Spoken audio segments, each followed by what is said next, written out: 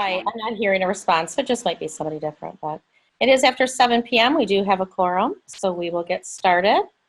We hope to see the other three join us soon. All right. So, good evening. It's 7:01, and I call to order the regular Village Council meeting. It is August 24th, 2020, and our meeting this evening will again be Zoom, which is pursuant to the Governor's executive order. We thank you all for joining us this evening. And Mark Robinson, could you please lead us in the Pledge of Allegiance? All right. I pledge allegiance to the flag of the United States of America and to the republic for which it stands, one nation, under God, indivisible, with liberty and justice for all. Thank you. And Courtney will be our recording secretary for this evening. Could you please give us a roll call for attendance? Bryce. Here. Letsu. Ashman. I believe that's him calling in right now, so let's circle back to him. George. Here. Hayden. Here. Robinson. Here. Gornikov. Butsu. I know last time I had problems calling in, guys, so I don't know. Give me a second. So the 787 is Dan, and he is with us. Just give him a moment for audio. And if you don't mind, Pete, changing that phone number to Dan Eschman, please.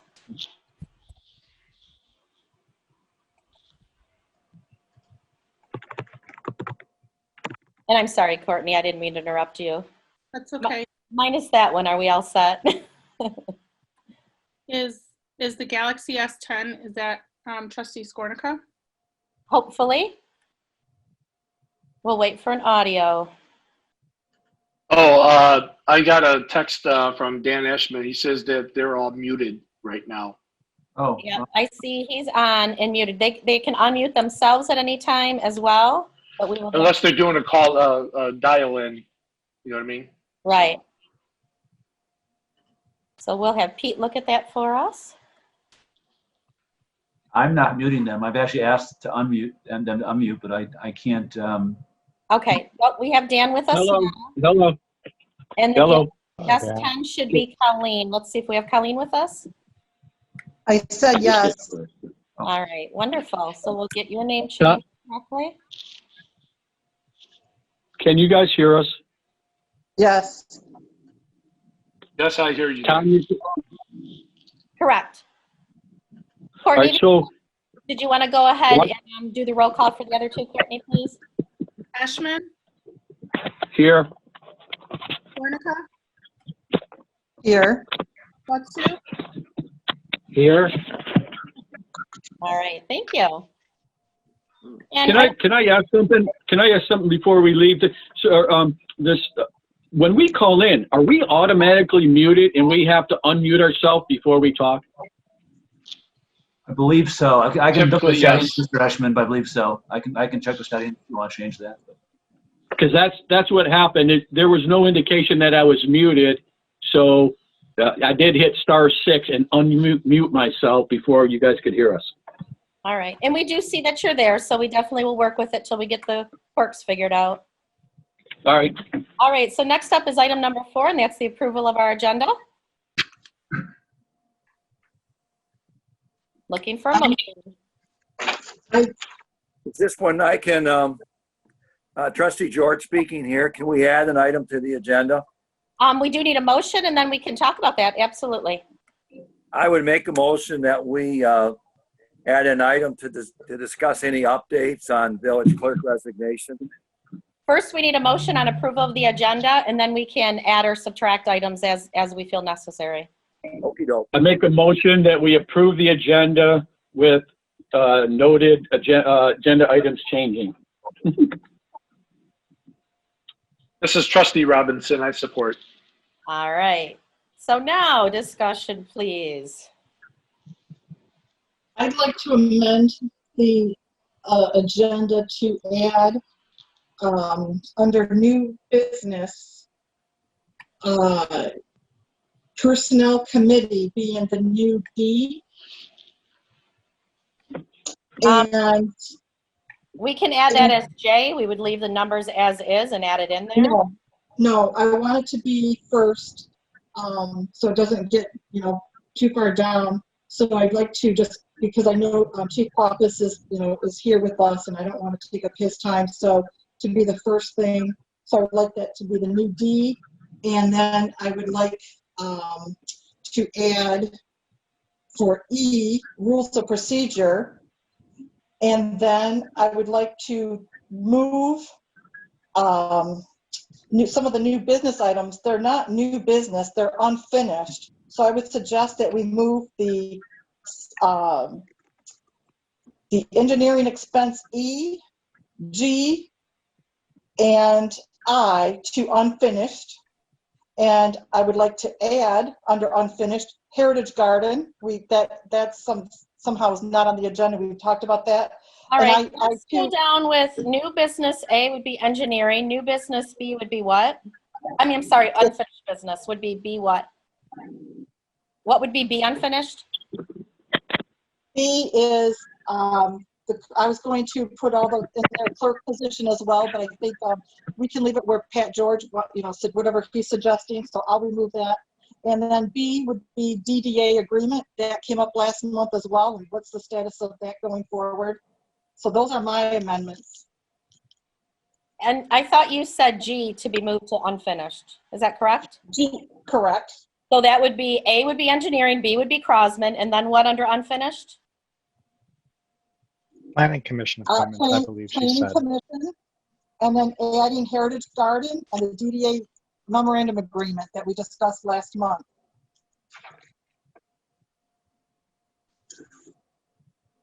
All right.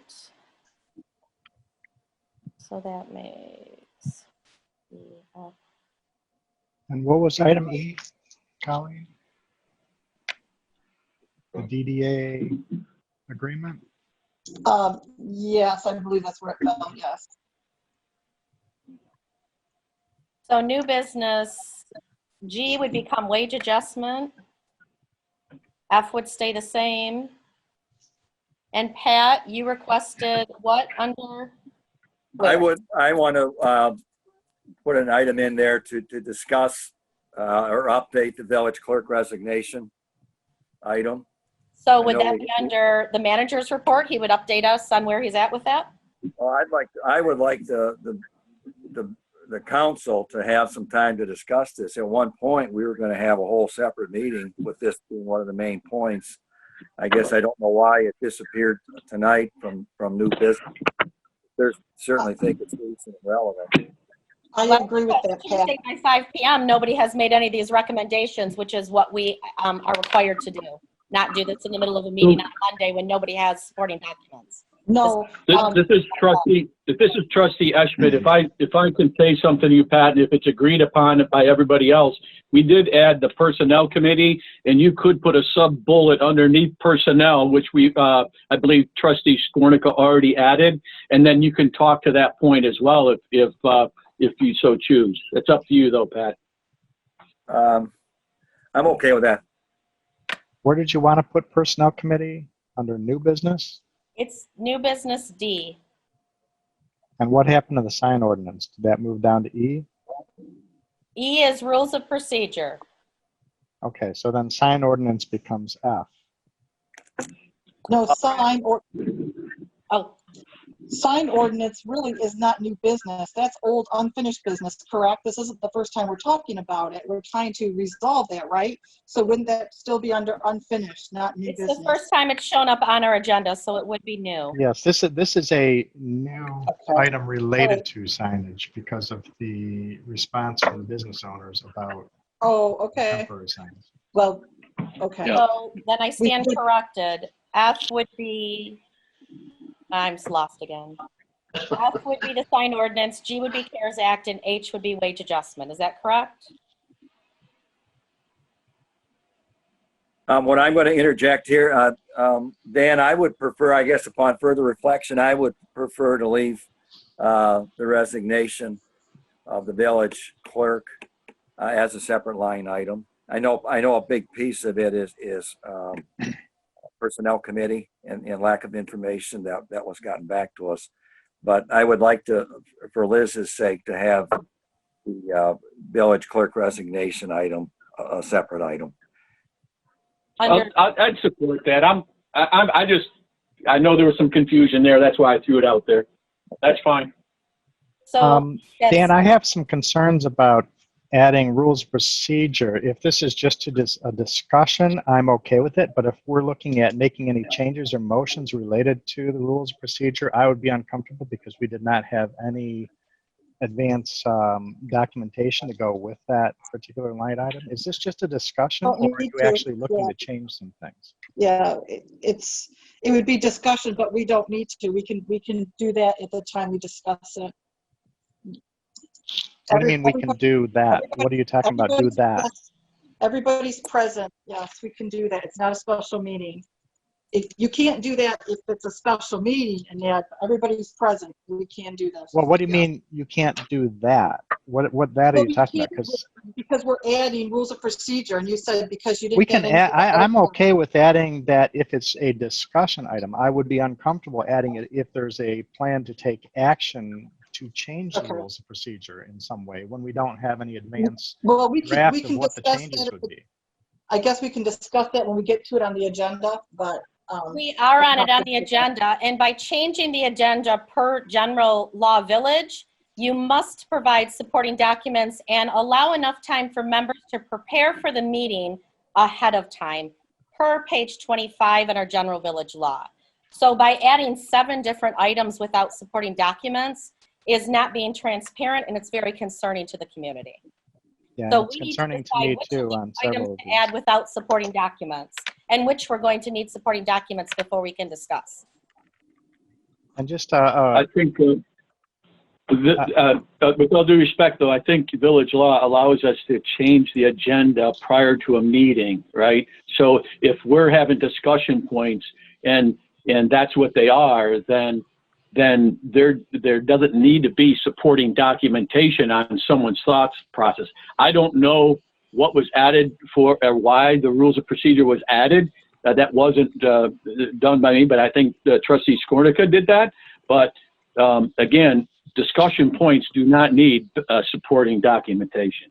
So we send out an agenda to the public. The public knows what's coming, and then we change and sabotage and go behind people's backs and decide what we would like the public to know and not know before a meeting. Now, we haven't notified them these items are going to happen, and they have no idea what's ahead to be prepared and to educate themselves. It's wrong, and it's on us. I also think that, and I'm a little rusty on my Robert's Rules of Procedures, but I believe that it is the chairman's responsibility to set the agenda, and it is when requests are made to change the agenda, I believe it is also the chairman's discretion to accept or not additional agenda items that are requested to be added to the original agenda that was posted. But it's, like I said, I'm not sure exactly if, how that fits in with General Law Village Act in terms of approval of agenda items and such. Well, correct me if I'm wrong. This is Trustee Robinson, but weren't a lot of these items brought up, excuse me, about a week or so ago when there was going to be actually, a special meeting? Weren't all these items actually brought up back then? There was no packet for that special meeting. I received zero information for that request for that special meeting. I had no background information provided. There was no packet provided. It was just out of the blue, we want to have a special meeting. Here's some agenda points, and that's the only thing I saw with that. There wasn't anything to produce a packet for. If you're discussing items, you directly give the resources of those items. So if we're going to discuss the rules of procedure, we need those pages and that information in front of us. So all 7 of us are looking at the same thing at the same time. And the DDA agreement, nobody has that in front of us again, so we don't know what that's about. Okay, The Heritage Garden, we have no resources in front of us from an update. So these items cannot be officially discussed properly with us, and again, without notifying our public.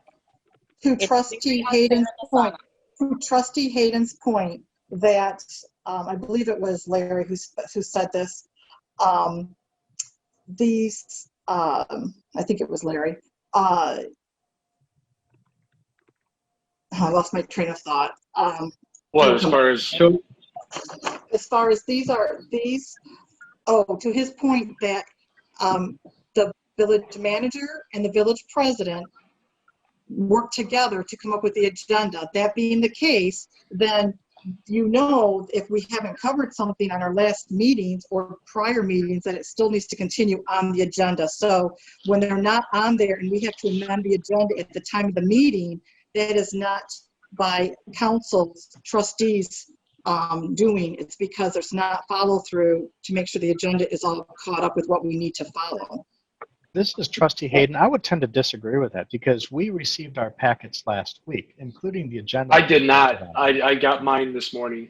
Okay, well, the agenda was posted online, I believe, on Documents on Demand last week. So, And you know I had an issue with Documents on Demand too. Yep, So. that's okay. But I'm just saying is that you're not the one requesting all these items. For anybody who had access to either their packet or to Documents on Demand, you had the agenda several days in advance of this meeting, and you had plenty of opportunity to notify the village president and the village manager that you would wish to add additional items. And yet it is nothing done until the council meeting starts that suddenly we want to have 7 new items thrown into the agenda. That's incorrect. I did contact the village office to have the agenda changed, and I was told that we have a lot on the agenda, so therefore it couldn't happen. So I did do the diligence. So I guess we're talking about, if nothing else, Heritage Garden and the DDA agreement, if nothing else, to put it on there. If nothing else, when we get to it, we'll postpone it. However, it's an item I don't want to lose track of. So guys, I know this is Trustee Eshman, and I'm sorry, I know this is all great dialogue, and I think there's some confusion there, but we have an agenda. It was approved. There were 2 trustees made recommendations, moved to change the agenda, and I believe that has to be in form of a motion to amend the motion to approve. That's so correct. There's a motion out there by, I believe, Trustee George and Trustee Skornica to amend the agenda. It's been documented, and I support that motion. So I would like to have that whole motion read back because there has been so much input we're on not what ready items to need to vote be. yet. So we don't need the motion read back, and we're not ready to vote. It's still discussion. As a Okay. reminder, with general village law, it is up to the president to set the agenda. I received 0 information about any of these agenda requests for change. If that would have been the case, we would have emailed it to everybody, including the general public, in a posting 18 hours before our meeting. That is the law. We are not following the law. We are following the law as it relates to amending the agenda, and I got to tell you, there is a motion out there. It's been supported. There's discussion right now, but it's got to be voted on. And That's the law. Discussion is done when we have all been able to have a discussion correct. So does anybody else have anything that they would like to input? I have, Trustee George, I have something to say. I don't expect tonight that we're gonna have any large-scale discussion on the village clerk's resignation. All I simply want to do is, out of courtesy to Liz, a few basic questions. I know she requested information. Has she received it? I know Liz requested on an exit interview that it be done in closed session with all village council members present. We cannot do that because of COVID. She is at this point, would she be open to doing it at a general council meeting, which I assume the only other option she has? I don't know. So I'm not expecting any major decision tonight. I'm simply trying to use this meeting to get information to Liz about what's going on, and I'll let it go at that. That's it.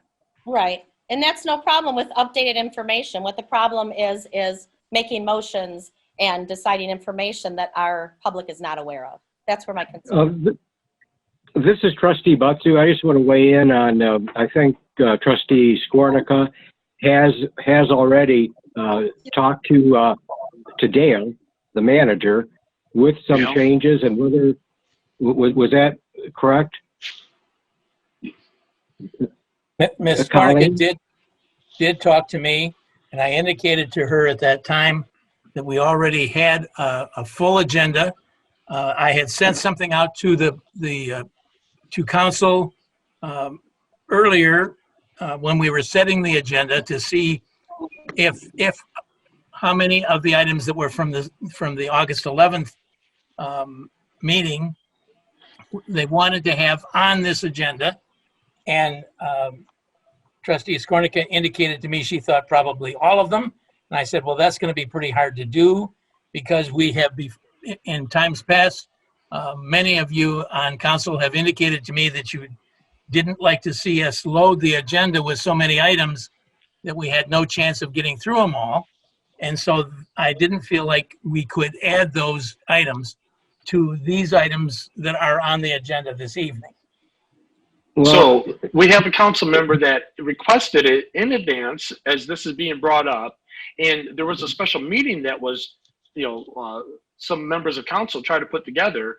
And then that got botched for however many reasons. And so, yeah, maybe if we would have been able to address these other major issues in that other special meeting, then tonight could have just been addressed as a regular council meeting and not carried all over this other information. But we meet once a month, and there's a lot of things that come up during the month that, now need to be addressed. thank you, Trustee Robinson. That was kind of my point, and you made it a lot clearer than I did. Thank you. You're welcome. Anybody else have any thoughts, comments? Can we read back the adjustments and then take a vote? All right. So new business, it looks like we have changed D to Personnel Committee, E to Rules and Procedure. I'm sorry, Rules of Procedure. Hold on a minute. F is Sign Ordinance. G is CARES Act. H is Wage Adjustments. And Pat, what did you decide?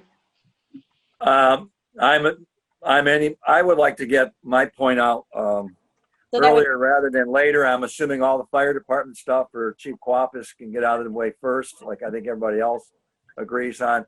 I don't think mine's going to take that long. I want council as a group just to give Liz some kind of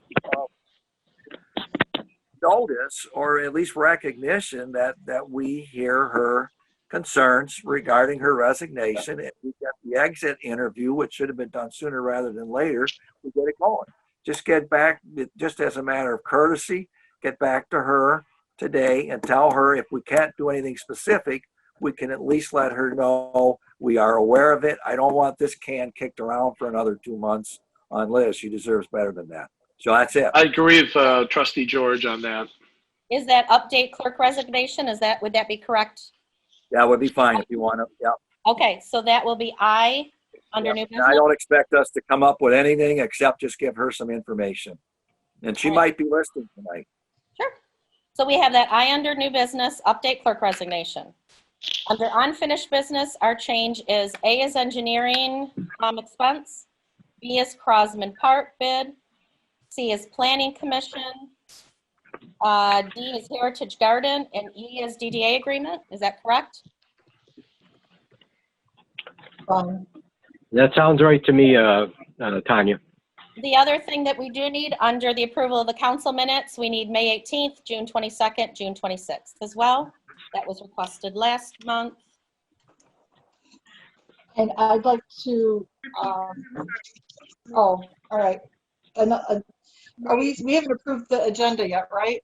Not yet. No. No, that's what I'm Okay, saying for the change on number 5. Those What other were three, what were the the other other three- ones? May 18 Go ahead, and which other ones? Dale. Hold on, Dale. What were you going to say? the 3 additional copies or portions of the minutes copies of those were not provided to council tonight. So I don't think that you should add those until the next meeting. Okay, Okay. that's up to you. They were provided to us on July 6th. But they didn't get them in advance for tonight. Okay, so that will then be sent out to us, correct? Yes, Okay. So we will continue to leave number 5A as is. Anything else? Are we good? Is this all what everybody thinks it should be? Sounds about right to me. So I don't know if I think it should be this, but it sounds like what Well, everybody was saying they want it to what they be. would like it to be. Courtney, when you're ready, could you please read us the motion for the approval of the agenda?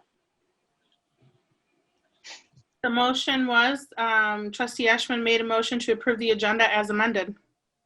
All right, and it was supported by? Trustee Robinson. Okay, great. We're all on the same page. All right. Any other discussions, questions? All right, hearing none. Liz, could we, Liz, Courtney, have a roll call? Butsu, Yes. Ashman, Yes. George, Yes. Hayden, Reluctantly, yes. Robinson, Yes. Warnka, Yes. Bryce. No. Motion carries 6-1. Thank you. Next up is item number 5, and that's the approval of our council minutes. And what we have is the minutes of our regular meeting, which is July 27th, 2020. And I do want to make the noted change, which was sent to Lena, that the top of it does say June 27th instead of July. She is aware of that. But is there any other issues anybody sees? They should be marked as draft. As what? I'm sorry. They should be marked as draft. Okay. So this is trustee Eshman, and this was, okay, it was confusing that it was marked June and it is July. So last month I requested from personnel committee to provide the meeting minutes from the personnel committee meetings. And at that time, it's not on here. And at that time, it was stated that all those meeting minutes are out there on documents on demand. So I want to make this a matter of record that I did request that information, and I believe it was responded to that request that they're all out there on documents on demand. And that was last month's meeting.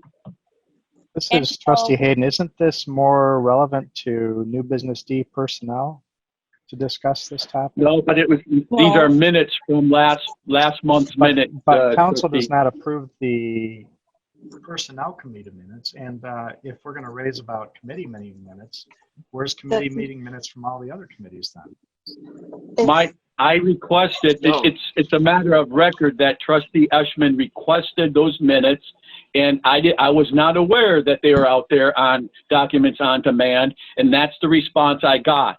So I want to make it a matter of record. Last month, I requested the meeting minutes for our review because of the things that are going on, and that's the response I got. So I want that as part of the record, and it's not in the meeting minutes from last month, dated July 27th.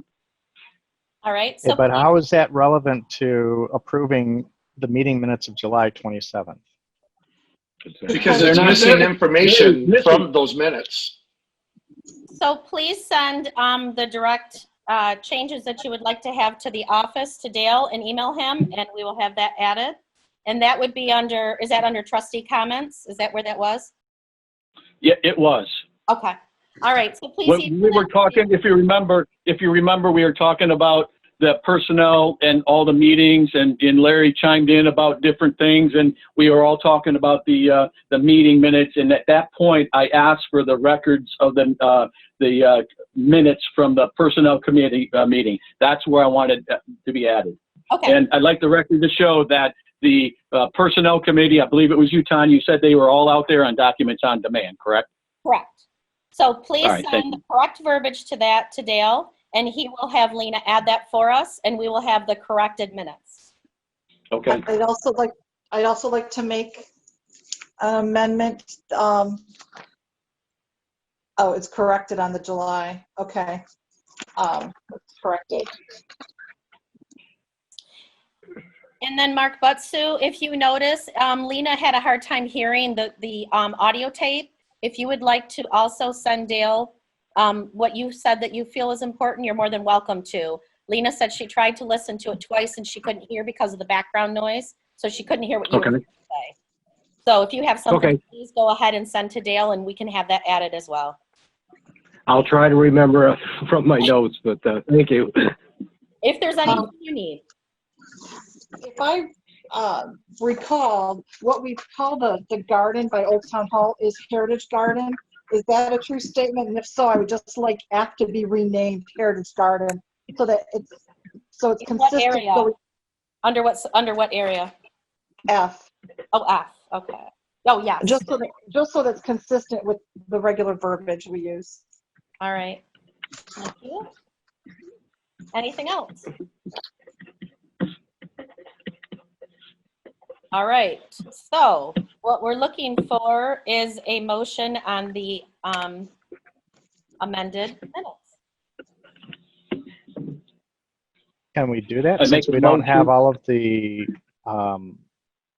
I would changes say, that are going to be made Yep. yet? I would suggest that you move these minutes to the next agenda, because with all that you're talking about, and if you're all sending me amendments to it, nobody's going to know what tabled. they're I approving. think we need an updated draft before we can actually approve, because there's a lot said, and I don't know what Dan's going to put down exactly. I don't know what Mark might add exactly. So I would prefer. I agree with Dale. I would prefer to see it redrafted with all the corrections in it, and we can approve it at the next meeting. All right. Agree. So you would like to see that tabled, you said? I Yes, suggested Trustee Robinson, so. All right. Well, do we need a motion the to record- postpone the approval of the minutes then? I Say think again? we need to at least know what those requests are. Hold on. Let me try this then. I make a motion to postpone the approval of the minutes until trustees, and I believe Skornica, Eshman, and Butsu, was there anybody else wanted changes? Can send their suggested changes to be incorporated in a new draft for our next meeting. No, mine is a simple word change. I'm not going to send that through an email. That's just a simple word change. Okay. All right. So until trustees have submitted their changes. So we have motion by Councilman Hayden. Do we have a support? Support. Colleen, is that you? Yep. Okay. All right. So- Motion by Councilman Hayden, supported by Councilman Skornica. Do we have any questions or discussion on postponing these minutes till the next meeting with the corrections? I would like the record to show that the reason why these are postponed, because the minutes did not reflect Trustee Eshman's request for the Personnel Committee meeting minutes in the previous draft minutes. That's why we're taking these back. And it's really simple. We could amend this. This is not difficult, and I don't think it needs to go back and wait a whole nother month. It's a simple statement. I requested the Personnel Committee meeting minutes. President Bryce stated they are all out there on documents on demand. That's all I'm requesting to be added to those minutes. Correct. And we did hear that. So do we have But any there was also comments before Mark we? Butser's inaudible response, and we also were asking Mark to provide if he had any modification to add, because they could not get his feedback on the audio. Right. In looking at my notes, it was to alert the fire department received 2 new vehicles, a pumper and an engine, and that's basically what it was about. There was a little bit more to it, but that's all I can recall. So if you add new fire apparatus, that would be fine. All right. So Yeah, because you said we could all come down. so he knows what you said. That would be wonderful. Any other questions or comments? All right. So motion on the table by Councilman Hayden, supported by Councilman Skornica, to postpone the meeting minutes of July 27th. Courtney, can we please have a roll call on that? Can I ask a quick question? Did we just address the issue with the missing minutes and now we could actually close this? I agree. That's what I Can thought. we cancel the request and just amend those minutes as noted and move on? The request was made because it was not written. We have no idea what we're approving, so we would like to see what is written to approve the minutes. You can't prove something that you don't know what's in front of you. And that was the We concern can from the we manager. can cancel by voting it down. And that was the Well, concern of the manager. how much time do we want to spend just on these minutes? We added a whole bunch of items. Now we're going to have another long discussion to make sure we are clear on exactly the new words that we want to add to it. I would prefer just to say, let's just add it to a draft and approve it next meeting so we can move on. That's why I made the motion to postpone. And I agree with the manager's request. So, any other questions or comments on this before we do take a vote? Just a side note of the reason why the June 22nd and the 26th meeting minutes are being postponed again, because they were postponed last month. I think it's important just to indicate why, because it is our responsibility to approve minutes, time at the very next meeting, and just that the copies were not received at this meeting. Correct. And so we don't have the May 18th, the June 22nd, the June 26th, and now the July 27th corrected in front of us. So all of them would be for the same vote. It would be the same way. All right. Anything else? Courtney, could you please do a roll call for us? We approved May 18th.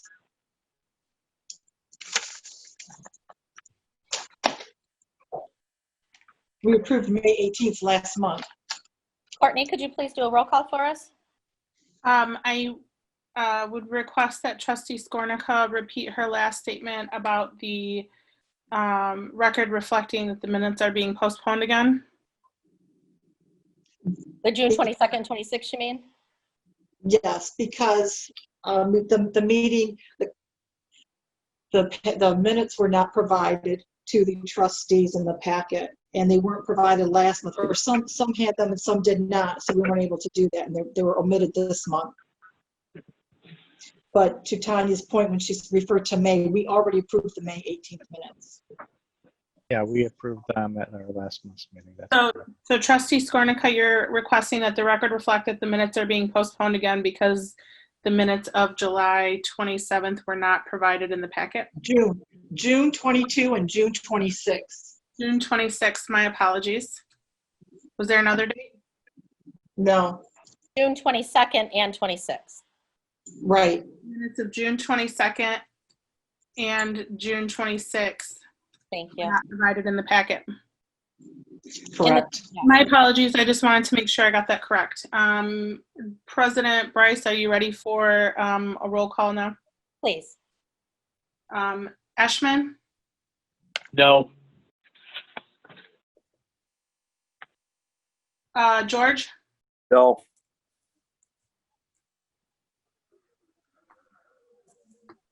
Hayden? yes. Robinson?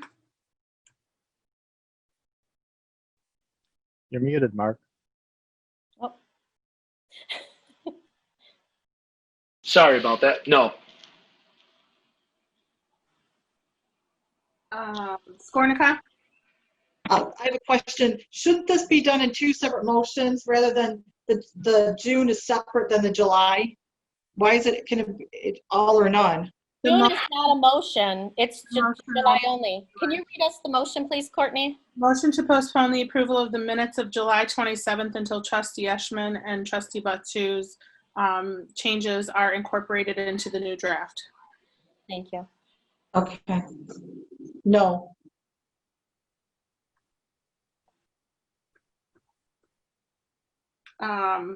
Sorry, Batsu? No. Bryce? Yes.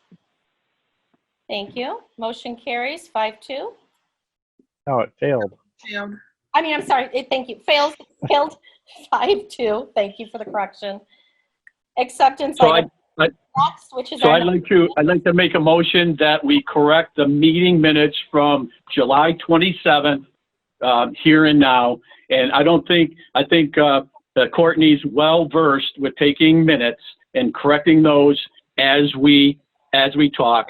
All right, we spent a lot of time on why we couldn't. Now let's spend a little bit of time on why we should approve them by adding the simple comment from July 27th that Trustee Eshman requested from the Personnel Committee the meeting minutes from their meetings, and the Personnel Committee trustee, or excuse me, President Bryce indicated they were all out on documents on demand. That's what I'm asking to be added to the meeting minutes, and that's my motion. So what will your sentence say in the meeting minutes? Because these are minutes and it's short and sweet. So what is your sentence for Courtney that you would like her to add? Have those minutes. Trustee Eshman requested of Personnel Committee to provide the meeting minutes from their personnel meeting. Second to that, the response was they are all out there on documents on demand.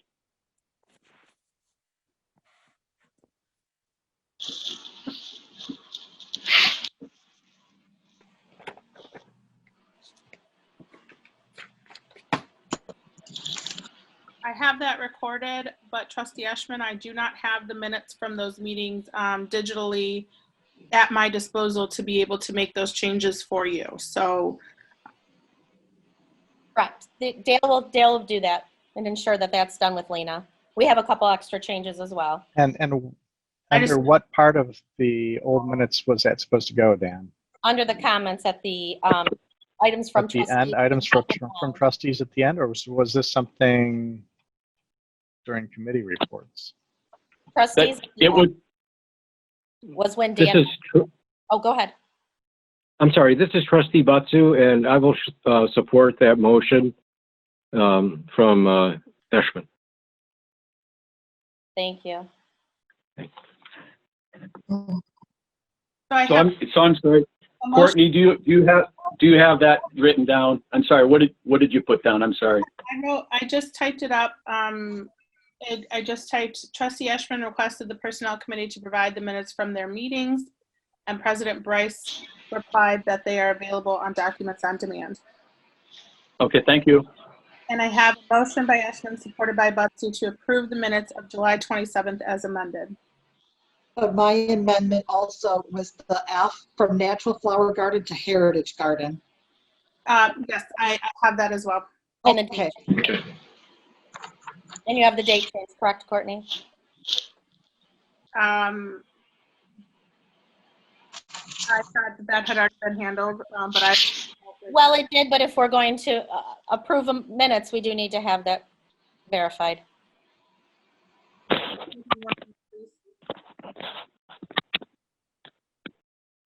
Date should be changed to July from June, and minutes should reflect draft at the top of each page. Thank you. Any other questions or comments? All right. Can we please have a roll call? George, Yes. Hayden, Yes. Robinson, Yes. Fornica, Yeah. Butsu, Yes. Eshman, Yes. Bryce. Yes. And that motion carries 7-0. Next up is our acceptance items, and you have your treasurer's report from July 2020 in front of you. And item number 7 is our disbursements, and that is ending on August 2020. I'm sorry, August 20th of 2020. Are there any questions on that?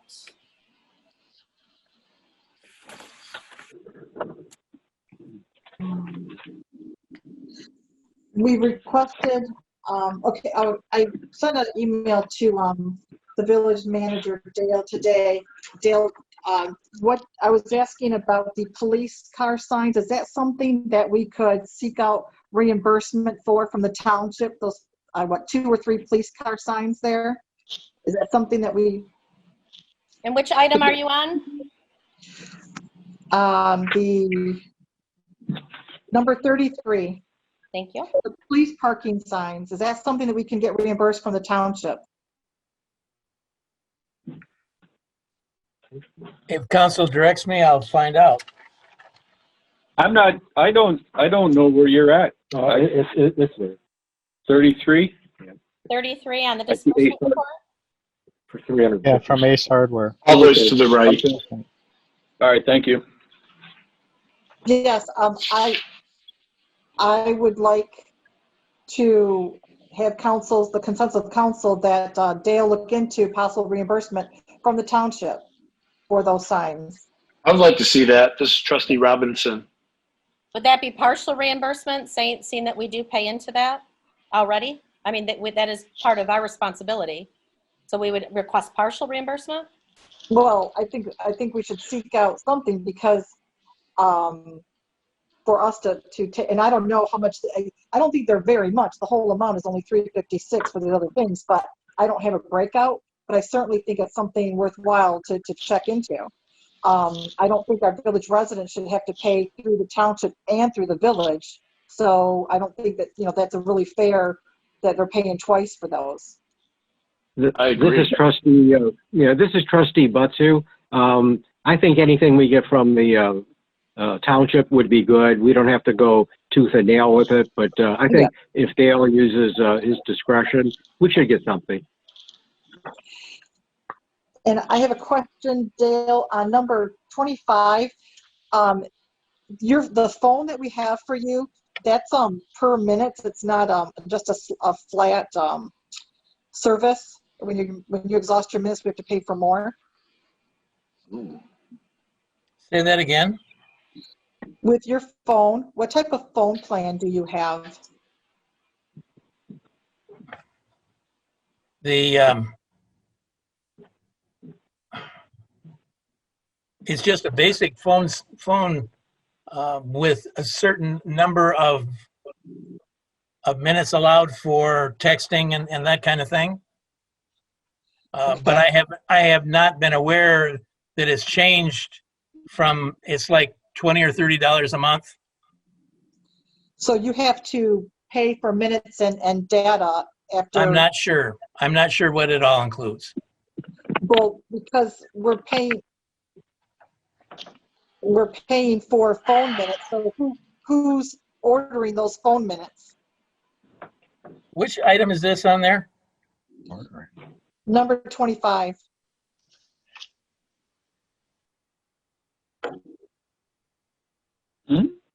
Well, that includes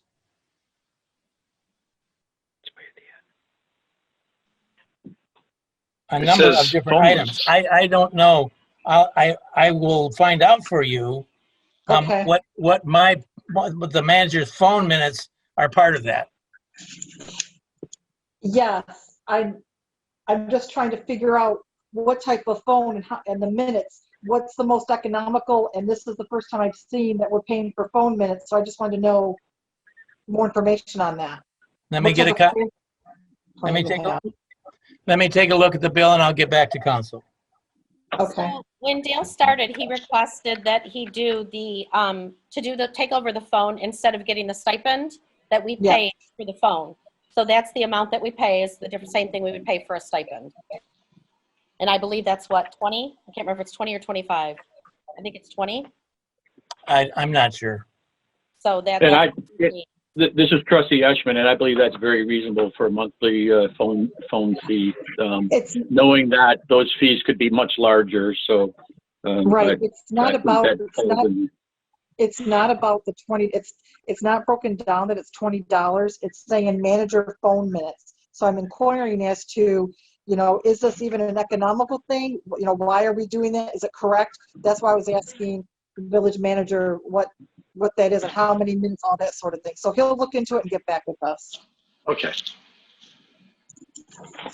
I make a motion that we approve the disbursement report dated July 23rd, 2020 to August 2020 in the amount of $27,395.51. Support. That was Butsu, correct?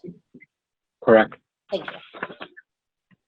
It's hard to tell when Butsu and Eshman are both on the same line, so. Well, I wasn't looking up, I was writing, so I didn't see it. Dan is sitting on my lap, so, you know, what am I going to do? 6 feet apart. He's got a big lap. No, I'm sorry. This was trustee Ashman. Yeah, okay. Any other questions or comments on our disbursements?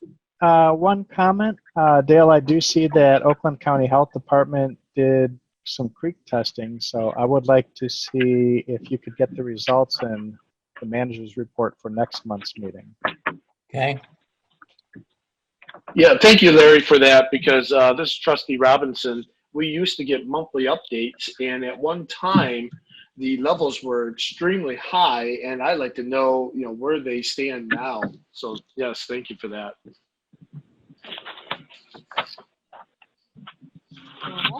Are we all set? We have a motion on the table by Councilman Eshman, supported by Councilman Butsu. And I think we're ready, please, for a roll call. I have a motion by Ashman, supported by Butsu, to approve the disbursements dated July 23rd, 2020, and pay the bills in the amount of $27,395.51. Is that correct, Trustee Ashman? Yeah, I did the date range, so I don't know if you included August 20, right? August 20. So it was 23rd through August 20, right? Thank you. I think that, I don't know if you stated that range, that's all. July 23rd. August 20. But that, dated July 23rd through August 20th, 2020. perfect, thank you. Thank you. Hayden? Yes. Robinson? Yes. Warnica? Yes. Butsu? Yes. Ashman? Yes. George? Yes. And Bryce? Yes. And that motion carries 7-0. Next up is item 8, which is our public comments. Please remember, at this time, this is for agenda items only. We would love to hear from you on agenda items. Later on, we will have non-agenda items in a time to speak on that. So please either enter your question into your chat and I can read that out, or just kind of make a little signal that you would love to have something to say, and we will take turns and we can call on you. So this is Trustee Eshman. Just as a reminder, there's a 3-minute. I think we allow 3 minutes for this feedback. Correct. Okay. Madam President, the comments are set to private to the meeting host. Correct. There you go. I guys changed that to people can speak to everyone now if they'd like to. Yeah, that's got to be transparent. All right, so any members of the public are more than welcome to enter a question or comment into the chat. They are also more than welcome to kind of raise a hand and let us know that you would like to speak. So please do that at this time if you're available and interested.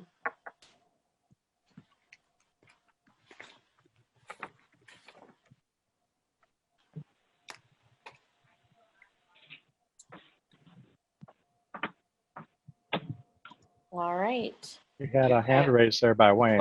I was going to say, who's going to go first? Looks like Wayne. You are more than welcome to address it. I will go first. I have multiple issues. I have a question regarding disbursements regarding the attorney's fees for June and July. I would like to know specifically how many Zoom special meetings have been hosted by our attorney, specifically what those attorney fees have been, and who requested those special meetings. Question number one. Question number two. With respect to the July 27th meeting minutes, with respect to item B, review sidewalk bids. In the first place, I'm rather dismayed that it's taken over 45 minutes for this council to come up with an approved agenda. We have ample time to provide the questions to the public and to the village manager well in advance of these minutes. And we continue to be blindsided by council people who do not give the common courtesy of providing that information to the general public, and to the village manager. This is uncalled for and despicable. But let the record show. Again, I ask, what in God's name is wrong with doing as much, as little, or as little as we can afford to do with respect to sidewalks per each fiscal year, especially since the $15,000 engineering fee was already paid by taxpayers back in 2008. At this rate, sidewalks will never get done. And as our taxpayers have seen this council literally throw away $15,000 of taxpayers' dollars, this is inexcusable.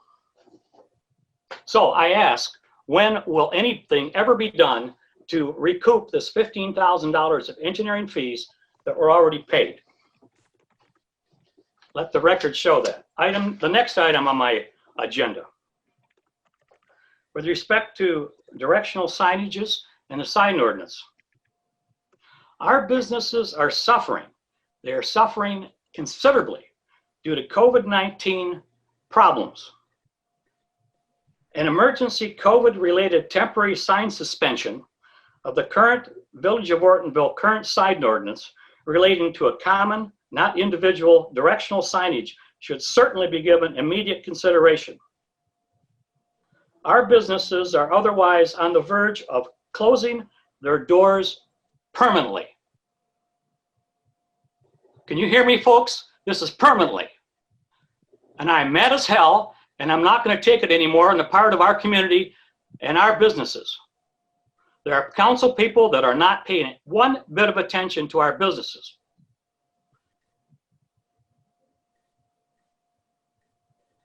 Can you read my lips, people? We hear you, Wayne.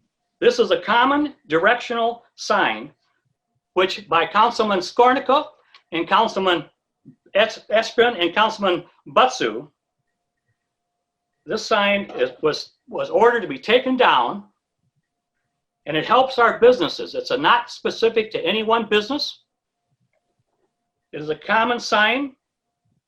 It is a type of sign directing to no one specific business. Our sign ordinance does not address a common directional signage. Therefore, on behalf of our businesses, I am requesting that this council immediately rescind and relate and order a temporary suspension of the sign ordinance as it relates to temporary signage. As a matter of fact, the sign ordinance does allow for an additional 90 days of temporary signage. I think that this council owes it to our community and to our businesses to listen and feel the pain that our businesses are going through.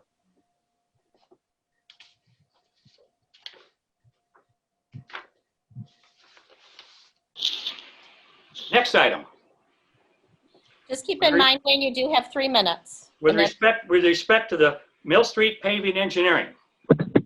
The three minutes are up now. Okay, give me one more. So I see. No, why do we always go beyond the 3 minutes, and we're already going late with the meeting? I understand, Wayne, that you're frustrated, but I mean, this happens every single meeting. We go beyond. No. You took 45 minutes. You took 45 minutes to approve an agenda. That is unconscionable. I am done. I'm willing to let Wayne continue to hear his other points. I believe we need to stick with the 3 minutes. There are other valuable residents as well as Wayne that want to comment as well. And if we let everyone go, then everybody goes. And I believe Wayne's point is well taken. I think it makes very good sense of what he says and what he was about to say. I think we all know where he's headed with that. So I think we stick with the 3 minutes, and we have to take note of what our residents are talking about right now. Thank you. I'm done. Thanks, Wayne. Do we have anybody else that would like to speak regarding agenda items only at this time?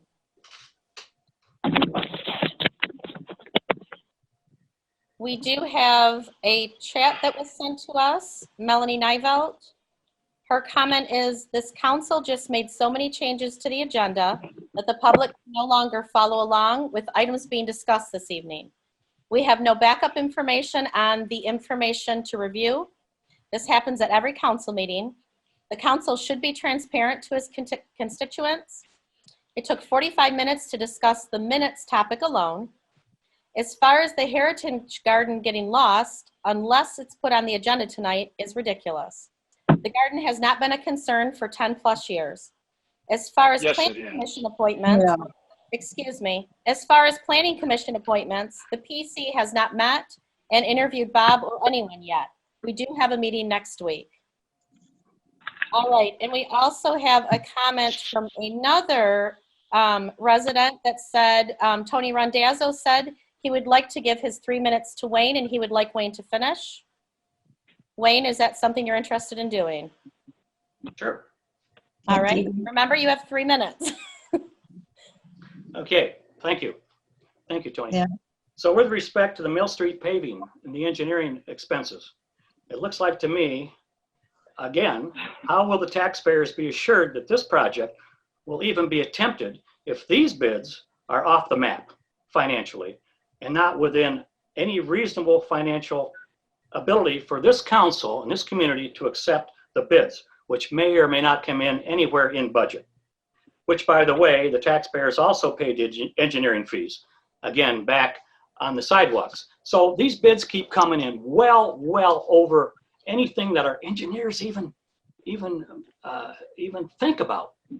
I don't care if it's a drain. I don't care if it's a street paving, it's a sidewalks. You know, our engineers, are they doing our job? Are they really giving us an accurate approximation of what these bids are? Because they're off the map. So the question is, what happens if these bids come in? Now the township or the village, the residents are out another $8,000 in engineering fees. So my question is, why even do it if we can't afford it? We cannot afford it. This village is not made out of money, and therefore I suggest we don't even do it. Thank you. Thank you, Wayne. Thanks, Wayne.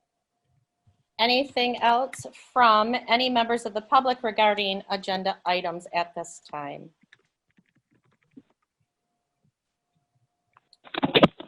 All right. On August 20th, I received a letter from the Krant family, and they requested it to be read at our meeting.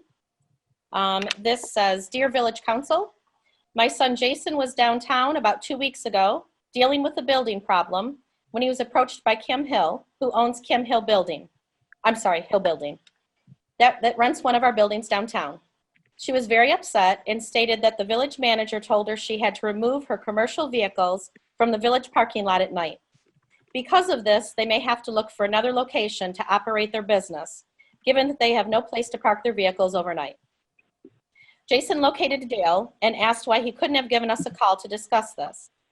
He stated he was doing what he was told to do, and he has not met us before. The Hill Building Company is a group that performed the renovations for the White Horse Inn and definitely is considered a landmark in our area. The Ortonville community is fortunate to have this kind of quality business with their expertise to our citizens. Now, with the parking lot being posted, this doesn't exempt them or anyone else from following the rules. Let's use some common sense. Some businesses have commercial vehicles and need extra parking, where our small downtown does not provide. What if Papa Bello's decided to add a larger delivery service? There's no additional room for him to park. What if some kind of restaurant or food delivery service wanted to establish a business downtown? Or any business that has multiple vehicles for their business? We have the same problem. I know that downtown can't have a restaurant currently, but currently with the groundwater problem, that's why we presently have a system designed to handle all of the business from the pub to the feed store. Very expensive, yet we have no choice. I spoke to Greg Glover about the situation. He brought up the fact that many years ago, when he worked for me, we had delivery vehicles because of the large volume of sales, and we would park them in the same lot at night. We always made sure they were removed for the approaching snowstorms. In fact, back to the 1980s, when I was on council, our DPW, Ted Baker, would get very upset that he had to work around parked vehicles. Greg stated that rules must be followed, and the lot is never in any way near capacity. I did find out that one of Hill's service trucks has not been in service or moved, and I totally understand that it cannot be a storage area. I have informed them, and we are working on a solution. The second topic I would like to see addressed is this temporary sign issue. I realize that there are no sign ordinances, but they are extremely necessary. I'm sorry, there are sign ordinances, and they are extremely necessary to keep signage from getting out of control. Back in the 1980s and 90s, I assisted in creating or modifying the ordinances that we currently use today. The DDA is presently designing a much-needed universal sign for our downtown businesses that would direct traffic to the downtown businesses, which is needed in this difficult business climate. But until then, we need some type of temporary sign permit system that would allow for signage to help bring people to our area and support our local businesses. These are very trying times with so many people out of work and COVID still totally not contained. Any help for us is welcomed. The American people have depended on and counted on our state and federal government to assist us by all means possible. Our Ortonville citizens are expecting the same assistance from our local body of government. How about coming up with some solutions that work for everyone instead of trying to find ways to write citations? It has been far too common to hear our council continues to come up with votes that are 4-3 on too many issues. Let's get united and work together for some positive things to accomplish.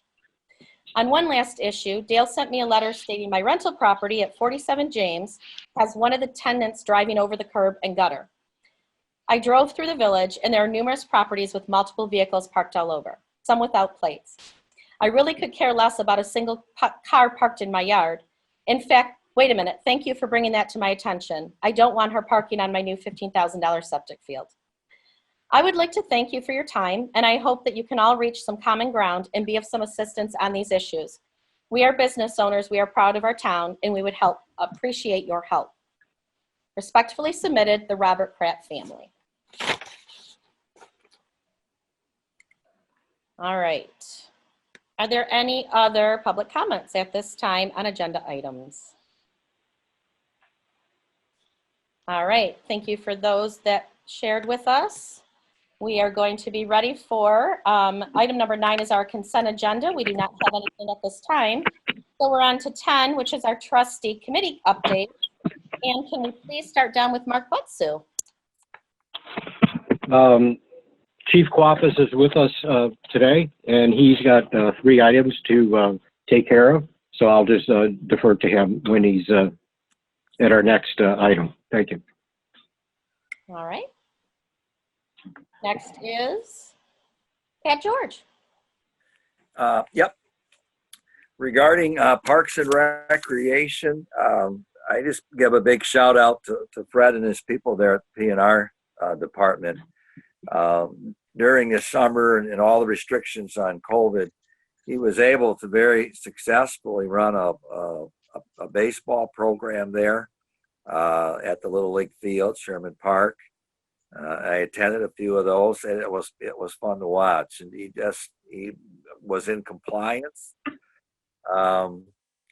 I look the movie night. I think that made the paper. He got his movie night going again. Kept within COVID guidelines with that. Was able to pull that off.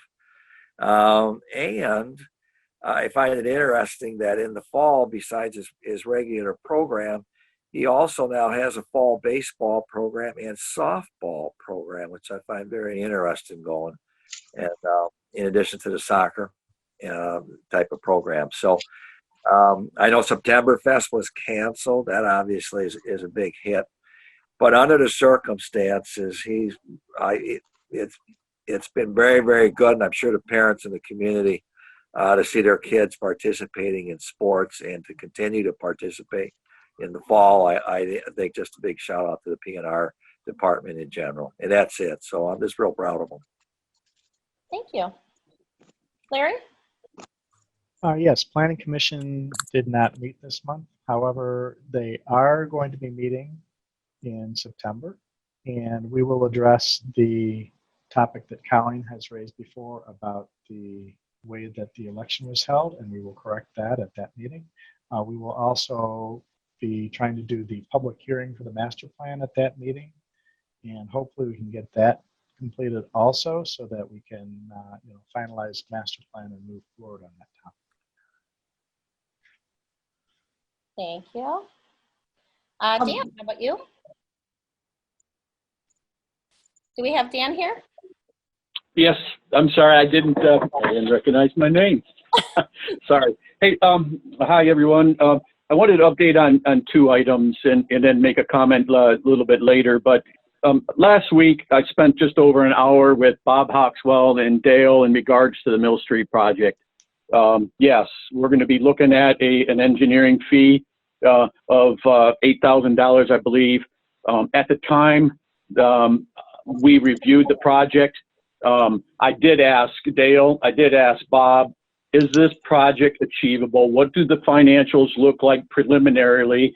Is it achievable for us to move forward with the Mill Street project?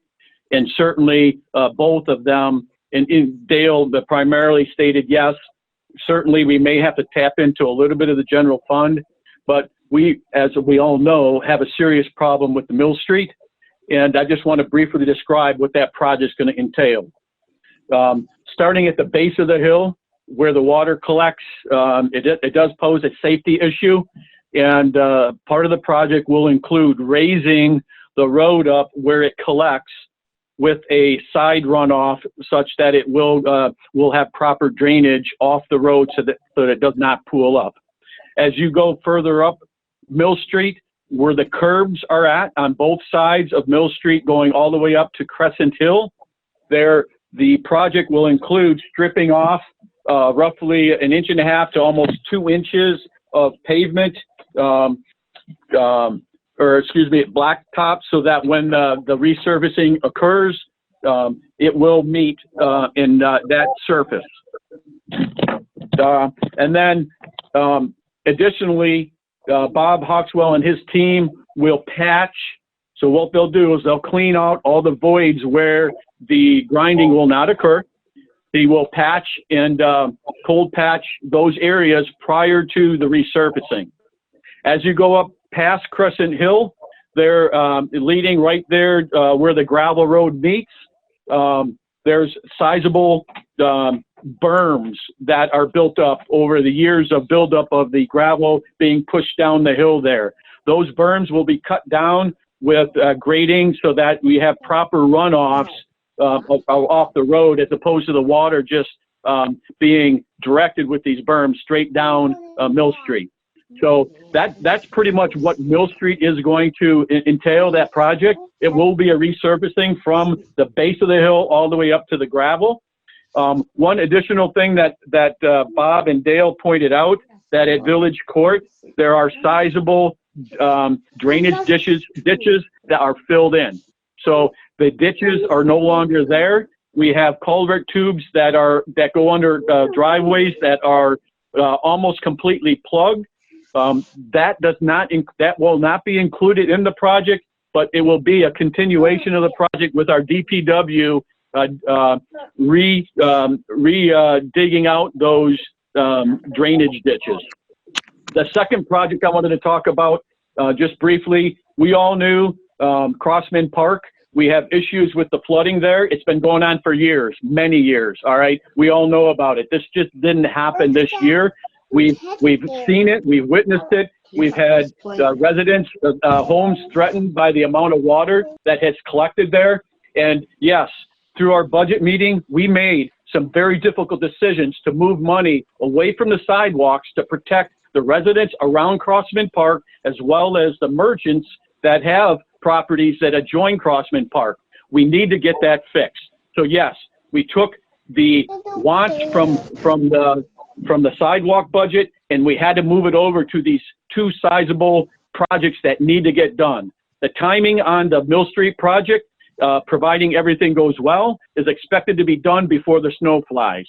And then I'll let Dale comment. We still got some work on the Crossman Park drain, but now I'm reading about the merchants taking on a septic. So I think we need to have some collaboration with our merchants in town, so that our Crossman Park project does not interfere. So I think we're going to have to work together on what that project looks like with what our Crossman Park Park project looks like, so that they both can be done, right? So we can't just do one and ignore the other. They both got to be addressed, and we have to have some collaboration. We have to, this is the first time I'm understanding of this septic project, and I think it's a great idea, but what does it entail? How big is it? And is it going to be encroachments on other people's property? I don't know. We don't know how big that project is. So for Crossman Park, I think we got some more legwork to do, and I think we need to have probably some additional dialogue with the merchants that are proposing them fixing their own septic, which I think is a great idea. So again, yes, we had to move budget money away from sidewalks to support these very needed projects, one having to do with safety, public safety on the roads, and the other having to do with protect our residents' homes and our merchants' buildings there. That's all I have. Thank you. Next up is Mark Robinson.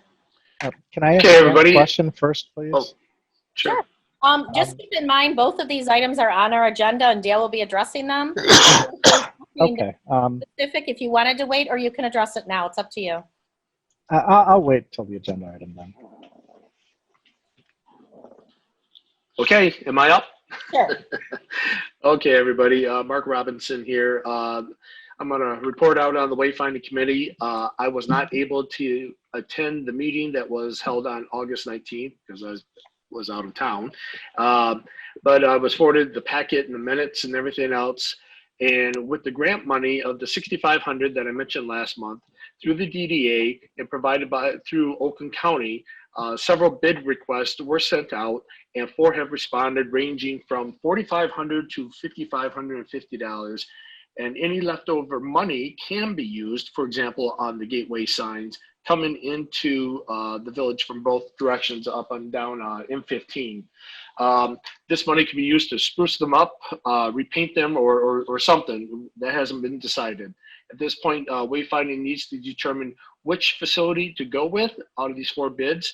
Then they will provide suggestions on branding for the village to the committee, for the council to be able to review. So that's where we stand on that. So no monies are actually at this point looking to come out of the village budget at all, which is great. Some people really did some great work, doing a lot of, sending out a lot of bids. I believe there was like 10 of them that were sent out, but we did at least get 4 back. So this is something good for the businesses and everything else, and heading in the right direction, with signage and everything else. So I just want to bring that up. That's it. I'm done. Thank you. Colleen, you're next. I will touch base on one of my committees when we get down to it on the agenda. The Ortonville Historical Society met, and the the blacksmith shop is completed. All in all, that blacksmith shop, let me just find the total cost, $34,000 to build. However, that is taking into account the in-kind services. We had a lot of contractors that donated their time to make that happen. So that's an overall cost. I did send some information to Dale. I'm just wanting to verify that the blacksmith shop was added to the old mill insurance policy, to be sure of that, and then the premium. So Dale, if you could get that to me in the next few days, I'd appreciate that.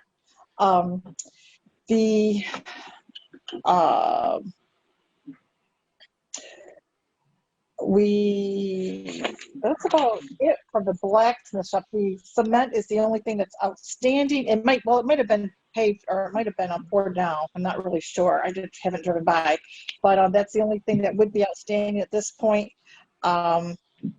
We are just checking on some painting for the bell tower project. And that's the bell that's right outside the Mann Schoolhouse. And that's really it for the old mill. And like for the other one, the IT, I will bring up in a next topic. I have a question for Trustee Skornica. Yeah. So at this point, we do have insurance on the new blacksmith shop. Is that correct? there was discussions, my understanding, there was discussion at the time it was being built. And in our meeting, I just want to be sure that that actually was totally executed. So Dale is checking that for us. Okay, I know this was brought up the last council meeting, so I was just concerned.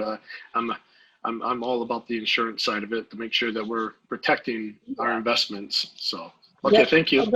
Agreed, yep. So he's just checking to make sure that that actually did, now that it's actually all completed. And then how much more that was added to our policy for adding the ancillary building. But it looks great. And then we expect to do some type of ribbon cutting sometime next spring due to the COVID. It's kind of making it difficult in the fall time. So be early spring that we have ribbon cutting on that. That's it. Thank you. All right, and Larry had already touched on PC and personnel. There is nothing specific besides the updates that Dale will give us later. I don't have anything else. So are we discussing personnel issues or what? Or is that another topic that's coming down the road there? That was added on the agenda by you guys. All right. All right. There are no We'll issues. talk about it The only then. thing is the update on the search for a clerk. So that will be something that Dale will handle next thing. So, all right. And next up is item number 11. I do have a question, Tanya. Excuse me. So what about IT? Is that part of the reporting out? Colleen, do you do that or what? I was just going to bring that up when we talk about the other topic. So, because there's no sense in Okay. Yeah. All right. All right. Never mind. Thank you. No problem. Item number 11 is new business. And first up, we have the fire department copier replacement. And then we also have two other fire items that I will let Dave go ahead and handle those one by one for us, please. Thank you, Chief Pappas. All right. Good evening. How's everyone doing tonight? Can you hear me? Okay.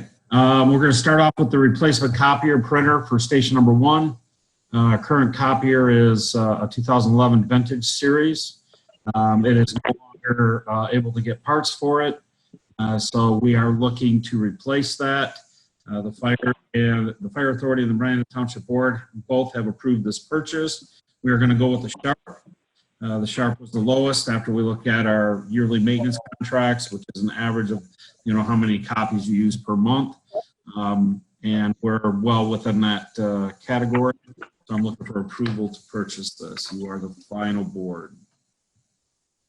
Make a motion to approve the purchase of a Sharp MX-3071 from Sterling Office Systems from line item 205-336-977.000 in the amount of $4,799. Trustee Hayden, support. All right. Motion by Councilman Eschman, supported by Councilman Hayden. Do we have any other questions for Chief Pappas at this item? All right. Courtney, I think we're ready for a roll call, please. Robinson? Yes. Monica? Yes. Bledsoe? Yes. Can't hear you very well for some reason, Courtney. I'll move closer. Thanks for letting me know. Eschman? Yes. Is that better? Yeah. Yes, it is. George? Yes. Hayden? Yes. And Bryce? Yes. Thank you. That motion carries 7-0. And item B? Okay, item B is the request for authorization to sell our old engine 3 and tanker 1. As everybody probably has seen, heard, and hopefully have actually seen in person. We do have our new engine, we do have our new tanker, and what we'd like to do is be able to put this out on a couple of online fire apparatus sales marketing companies to get the best price that we can get for it. If we just put it up for bid locally, we might get a few $100s for it. So that's what we're looking for, is an approval to put it out and see what we can get for the best price. This is Trustee Batsu. I'd like to make a motion to approve the sale of Engine 3 and Tanker 1 through an online fire apparatus sales marketing company for the best price offered. Support. This is trust. Oh, Who was that support from? Pat George beat me out. No, Trustee Eshman, sorry. Oh, wait, I heard two names. Who was the Yep, support? that was sorry. Trustee Eshman. Thank you. Okay. Please It, state it would be your name. helpful if we state our name first and before we support or something so that the public It's- knows who's doing that. It's tough, but you're right, Larry. It was Trustee Eshman supporting. Do we have any questions or comments for Chief Kouapis on the sale of items? So I had a question, and I thought I heard you say only $100, but what is the expected value for the Engine 3 and the tanker? Dan, quite frankly, the engine, I would consider us really lucky if we can get more than $3,000, just because of the age. A lot of people are not going to be interested in that. I know when we sold our last ones, they ended up going to South America. And they were bought for next to nothing. So all I heard was T grand. So I don't know if it's 50, 60, 80, 20. Well, it didn't come through right. 3,000. Wow. Oh, okay. Could almost hoping get to that much take- from a scrapyard for it. Yeah. And it's not much more at the scrapyard. So we're hoping the tanker will give us a little more money. There might be some agencies that are more willing to have that due to the type of truck it is and how much water it can hold. So that might be a little more optimistic view, but we'll see. You'll be able to buy a printer with that. That'd be nice. Okay, thank you. Any other questions or comments on the sale of the two trucks? All right, Courtney, if you please. Warnica, Yes. Batsu, Yes. Ashman, Yes. George, George, yes. Hayden, Yes. Robinson, Yes. Rice. Yes. Motion carries 7-0. Thank you. And third is the the repaving, please. Okay, so Station 3, when we built that, there is a small section. It's the outside half circle, half moon, if you want to call it, that it connects the back parking lot to the front parking lot. It's asphalt. Everything else is concrete, and that asphalt is starting to wear and actually chunk up, and we're starting to miss pieces. So that was something that we looked at last year that we wanted to do this year. I do have two quotes, one from A&N. The township has used them. I know the village has used them. They were the cheapest, and Allied was the other.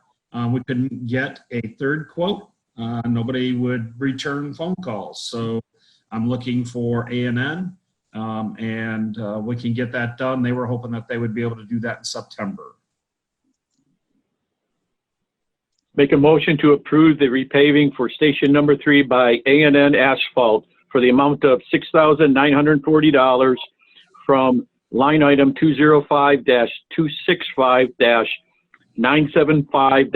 205-265-975.300. Support. This is Trustee Robinson. Support.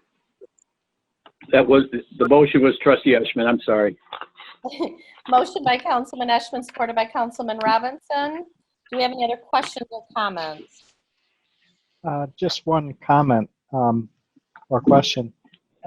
Do you guys do any like routine crack filling or things like that on the asphalt paved surfaces at the fire stations for preventive maintenance? So Larry, what we have in the past, Station 3, there wasn't that big of an area that was cracking. It actually just kind of heaved up. So unfortunately, crack filler is not going to work on that.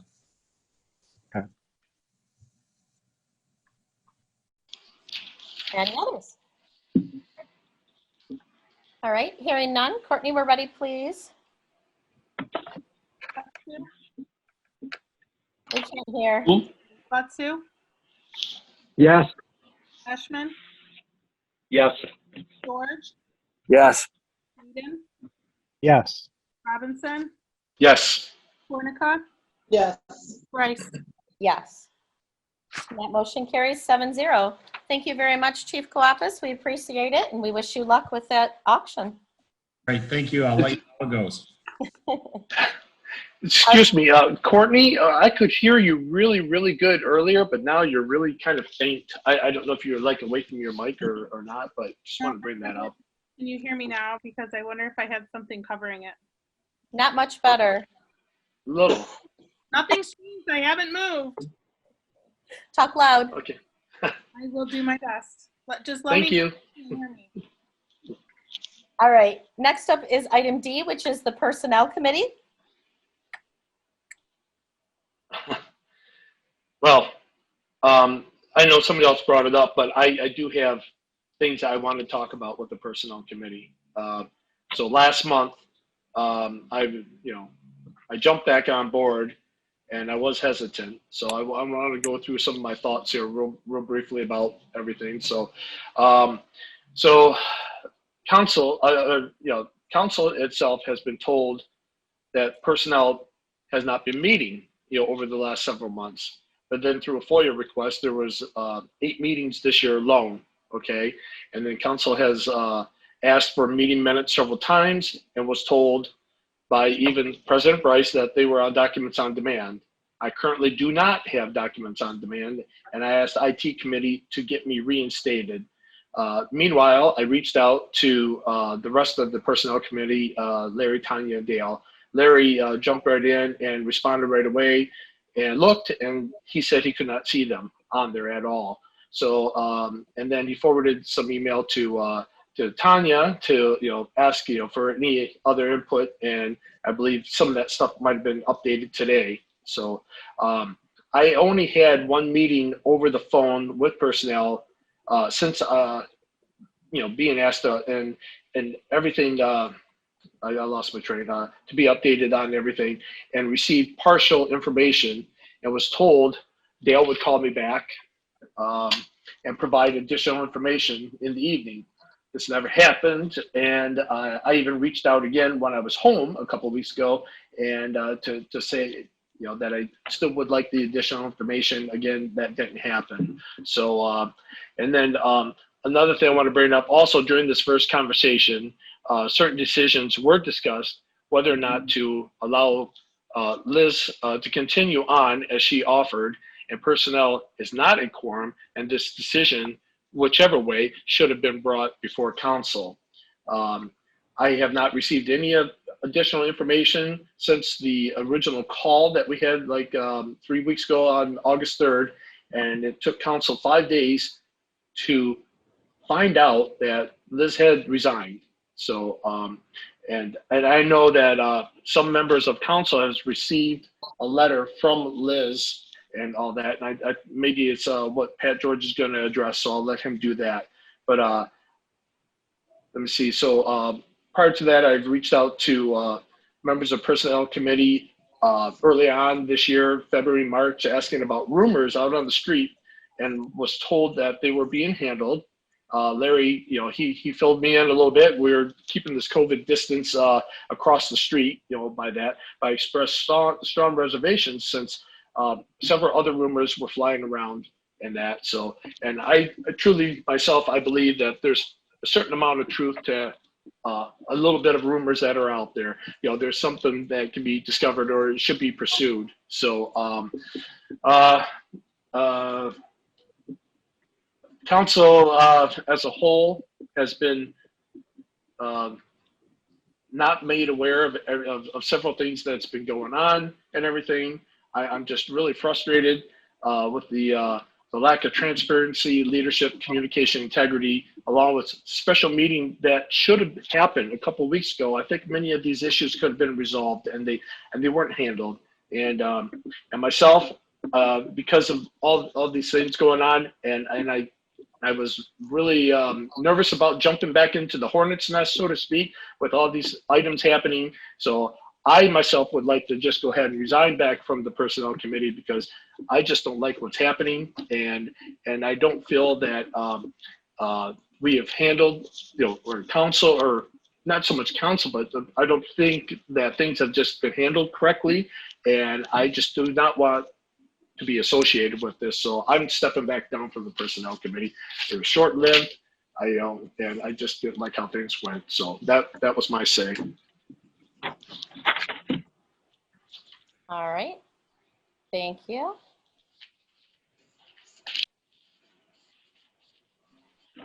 I have a question for the personnel committee. Who pulled the FOIA information? So I understand there was a FOIA request out there for personnel committee minutes. Now that FOIA came after my request for those committee meeting minutes.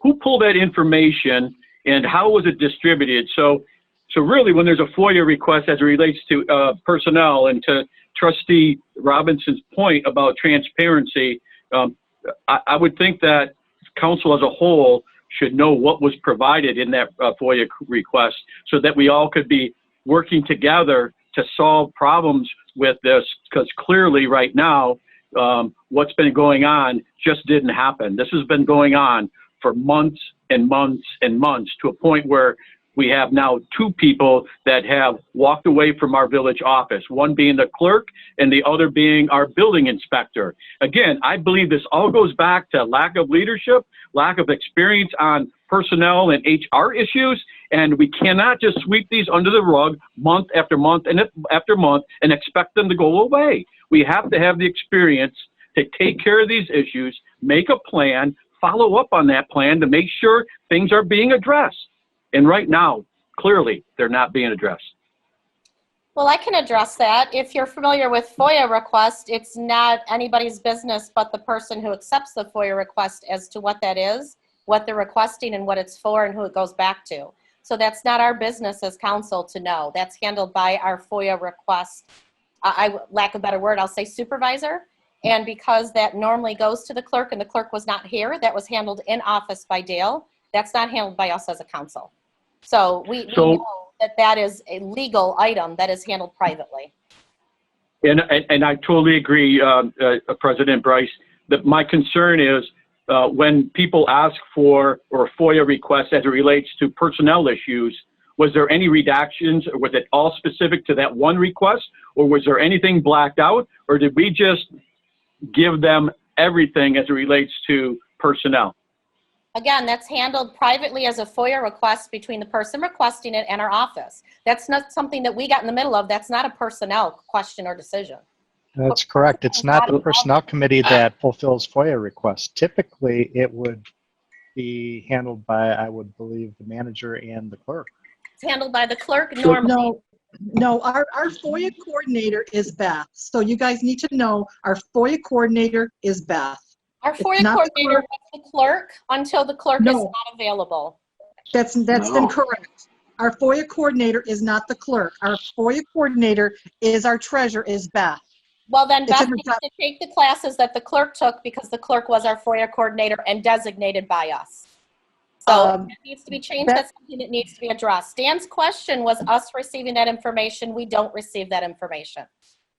So I guess my concern is, were there any other personnel issues shared with this person requesting this information outside of the topic or the item or the purpose in which she requested it? And if you can't answer that from a leadership perspective, someone ought to be asking what was provided, and was there anything needing to be retracted or redacted? So my point is, it's about protecting the village, right? That is handled by our FOIA coordinator. Legally, by law, they did as requested. That is not for personnel to be involved in or oversee. That's illegal. It's us being involved in something that is not our. Yes, it is not part of our committee's responsibility. And I would like to remind everybody who's coming after personnel committee right now that in the past, if we even hinted that we might be taking some sort of action or direction without council's full approval, we were soundly chastised. So we are not going to step in and start taking on responsibilities that are not part of our role as personnel committee. I will say this, we did try to act as intermediaries between the situation in the office to the best we could. No, you didn't. We had thought from the feedback we were getting from the people involved that there was some progress, positive progress. Unfortunately, it seemed that unraveled rather quickly. And if we had felt that there was, it was going to unravel like that, I know we would have come to council and asked for full council. But of course, COVID kind of made that much more difficult too. So there was a lot of factors came together that just came together to make it a very difficult situation for us. And I would also like to add that I also agree that we have some issues with the transparency because those meeting minutes should have been made available, but we've also had disruption in the staffing and stuff, so they didn't apparently get up onto documents on demand, and other things that should have been happening have not been But happening. Larry, we asked several times, you know, I know myself and other members of the council asked several times for the meeting minutes, and all we got was a disdained answer there on DOD, and they're out there. And they weren't, you know, and even people, you know, asked for copies of those, and month after month, it was never provided to council. So many times we were told that you guys didn't even have meetings, you know, and then we find out that there was 8 alone this year. You know, and we weren't told anything about anything going on or anything. So I know myself, I'm frustrated. I'm happy to address that. The minutes were drafted. They were sent out to all of those involved. They were then sent to the clerk to be posted. If they are not posted, that would be an office issue. That would not be a personnel issue. I have multiple. How was that communicated to our clerk? How was that communicated to upload to our clerk? Every single time that they were emailed to the office to say, please upload these to DOD. Every time the draft was approved and gone to the clerk's office. Yeah, I would like to remind council that we've had a number of issues with not just personnel committee meetings being updated and posted to DOD, but also us getting council meeting minutes from the clerk's office, as well as other documents that have not been updated or uploaded recently. So there's a lot of issues that have not been getting done, not just related to personnel committee meeting minutes. There's a lot Well, of you things can't that weren't go out done. and tell people month after month that they're on DOD and not even check to see that they're there, because the requests were made several times. Go back and look. Several months went by and those requests were made, you know, and we were always told that they were always there, and they're not. And I'm still waiting for the IT minutes. I'm still waiting for the wayfinding minutes. So mistakes are made. If they're getting sent to the office and they're not getting posted, that is taken on by somebody else. So I therefore— What minutes? We were told to report out, and we are reporting now. I've reported out the wayfinding. Am I supposed to report out? And what was not there was all posted and fixed by me as soon as I was told they were not there. You told me this weekend I was out of town. I came back in Monday and did it. That's the first I knew they were not there. But you kept saying over and over that they were. Because I had sent them off to somebody to post. I don't have to babysit somebody else to do their job. I did my job. I now fixed the problem once I knew it was a problem. So Tanya made a bad assumption that the clerk was doing her job and was posting the minutes, which apparently did not happen. And now we've solved the problem. They are all posted. You all have access to them. Dan requested a copy. I posted them this morning and I delivered him a copy this morning. We all now have access to the same thing. It's now available. So the conversation shouldn't be an issue. It was brought to my attention on Saturday and fixed on Monday. This is Trustee Butsu, and the first I heard about any issues at all was an email from our clerk. But I do want to know that from July 2019 through July 2020, Personnel Committee met 12 times.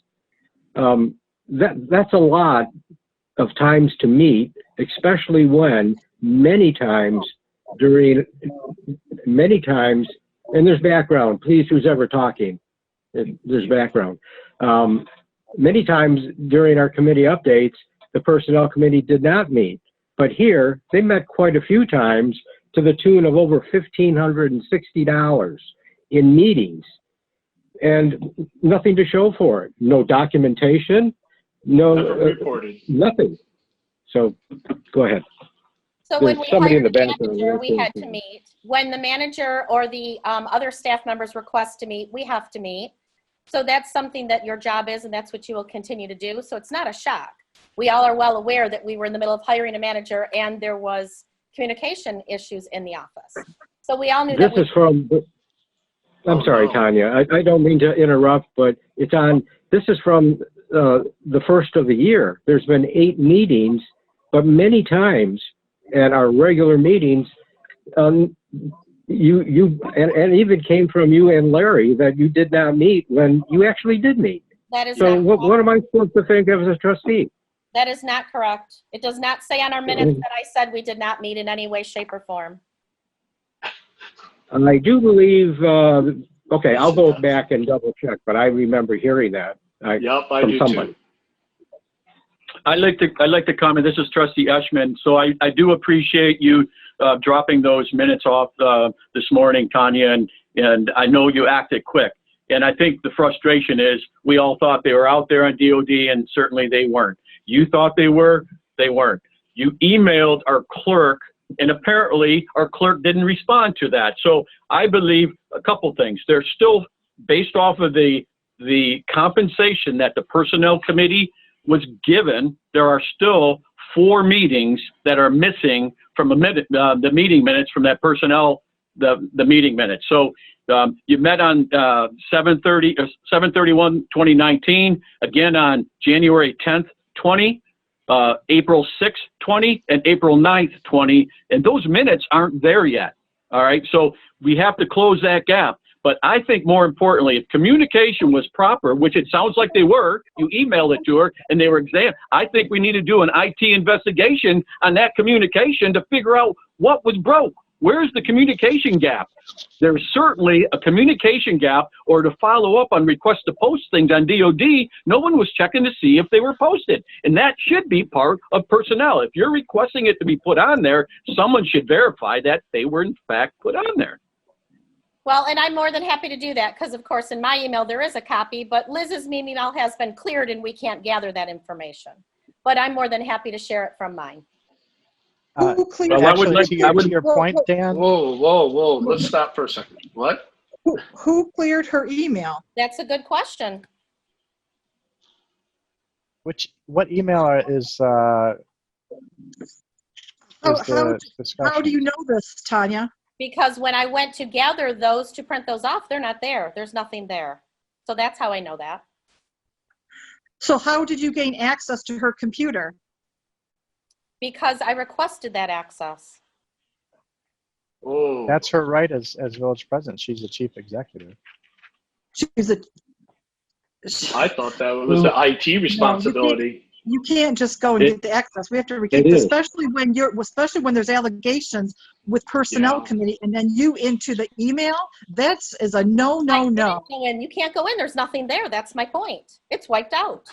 But why are you accessing her computer because without? I need to find the information that it was not correctly done as requested for this exact reason right here. And it goes beyond that. That for you, Dan.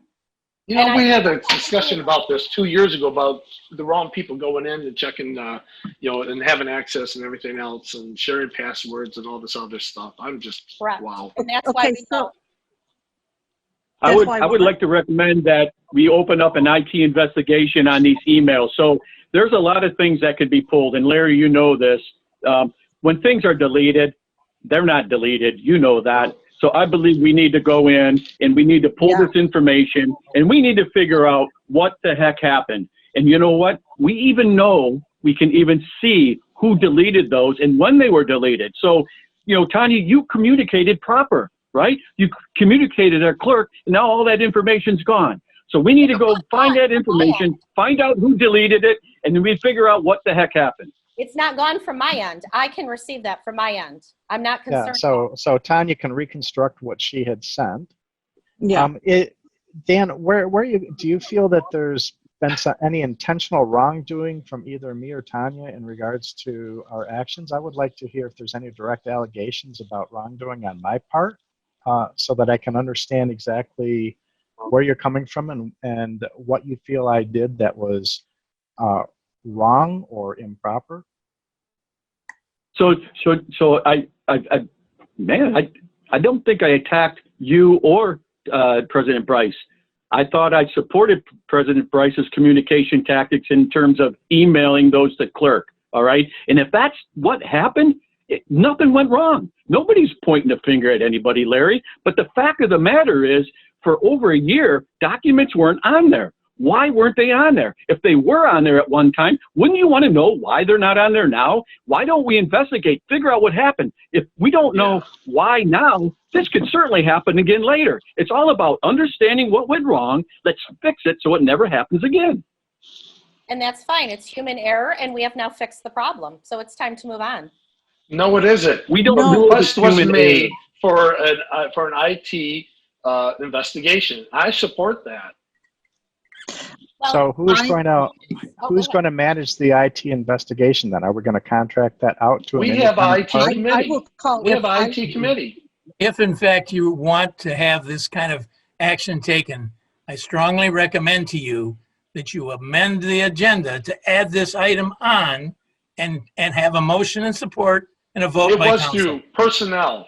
It was brought up, the amended item was I personnel. really feel that anybody on council, if we have concerns about how things were managed, I think anybody on council could have, especially in an election year, some kind of ulterior motives. I would much prefer if there's any investigation. It should It's be called done transparency for the independently. past year. It has I'm nothing to fine do with with it. I'm not running. transparency. I'm not Well, fine then with what's the having, problem? What's I'm the not problem fine with with having an having a investigation? council member hold an investigation into what could potentially lead to some sort of feedback If there's against no other council wrongdoing, there's no members. wrongdoing, but we want to find out. I don't believe want there to is find any out. wrongdoing, and that's why I'm not. I think if anything, it was not wrongdoing. I think there's maybe lack of proper job performance by the clerk, possibly, about not getting these things done. Oh, no. Gentlemen, You know what? gentlemen I mean, and there's- ladies, may I suggest to you that you be very careful of where you're going with all this discussion. We have a person who is, let me finish, who has separated from the village. When you're having these kind of discussions that potentially talk about the performance of that individual in a public meeting, I think that you are very closely getting into dangerous territory that could potentially lead to litigation. And this is Trustee. Well, Dale, it would have been nice if we would have had that agree. meeting a while back, 2 weeks ago. You're right, but I totally agree with our village manager. There should be no accusations. There is no accusations, and I agree. It is borderline when you talk about past, present, or whatever employee. We're talking about missing data. We're not talking about employee performance. I'm not talking about employee performance. I'm talking about data that was supposed to be on there in confidence, all right, that was either not put on there or removed. And all I'm asking for is to understand why it was not on there. It has nothing to do with performance. I'm not targeting anybody. It's all about the data and the missing data that was said to be on there. So it's not missing, it's on there. It's on there now because you put it on there this morning. Nobody has asked in a year to look at it and say, hey, it's not on there. Can you help me? You've suddenly decided That's not true. it's on there. Yes, yes. Nobody has asked and said, hey, it's not on there. Can you please help put it on? Oh, Nobody my God. contacted the office. You go back in the meeting minutes, several months it's been brought up that information was requested over and over, and it was never provided. It was not there. Then you need to contact the office and have it put on there. Not to assume that personnel committee has any part of something not being put on documents on demand. We It had do not nothing. have access to them. This was an IT investigation about missing documents. It has nothing to do with whether personnel did or not, because it would have went through somebody else or Are whatever. you no talking about IT missing investigation of documents any on document. documents on demand or Yeah. on the computer or what? Because missing Well, documents, there's they're both. not missing. They There's just both. were never put there in the first place, it seems. So Larry, you have the Well, that- emails initially too. You can recreate receiving those emails as well. And if you'd like to I- find I have I'm talking to Larry. all the emails communications that I've ever received from the village or on any village matters. I all the don't know if I personnel have every email communication out there because I'm not talking about every, I'm sometimes talking about, emails were sent to individuals and not to yeah, everybody. yeah. I'm talking about you can you have your in your inbox somewhere through the months going back. We'll just say going back to July, April of 2019, July, whatever. That you have those emails that you received prior to those going on Documents on Demand today. I have all emails that I've received related to any personnel matters available. Yes, I can reconstruct anything from Going my back to side 2000. that I received or sent out via email. Okay. What Ladies about and gentlemen, I want to President say to you again, if I can, that you need to be cautious of this conversation because you are making accusations against each other and about situations that is easily discovered by someone, by anyone, and could not necessarily put the village in the best light. If you want Are to you have saying this, that we should probably have a closed session for this? Maybe plan a closed session meeting for this? well, Is that legal under Open Meetings Act? Though? Does that's that again, qualify for closed session? that's something that I would entertain with the attorney to give us an opinion on that. There are, with closed sessions, there are some strict limitations to what we're allowed to discuss. And every time we're talking about a closed session, I always have had the practice of checking with the attorneys to opine on that issue. And I'm not asking Pete Mooney to make an off-the-cuff decision on this. I think that we should make it clear, and you can all make it clear by communicating with me as to what you want us to look at, and I'll find out what we can do and what we can't. All I want, and all I want matter of record for this meeting is that I'm requesting what happened to the data on documents on demand. I want to know if they were uploaded, and I want to know if they were there at one point and now they're gone. What happened to them? That's all I'm asking. I'm not pointing fingers. I don't think they're. The conversation What? is exactly the same. They were not uploaded until this morning. Those that were missing were never uploaded until this morning. Yeah, it's not that they were removed; they just weren't there. And I've seen cases of that in the past, which I had made the office aware that there was missing documents, and they were subsequently then uploaded once they were made aware of the situation.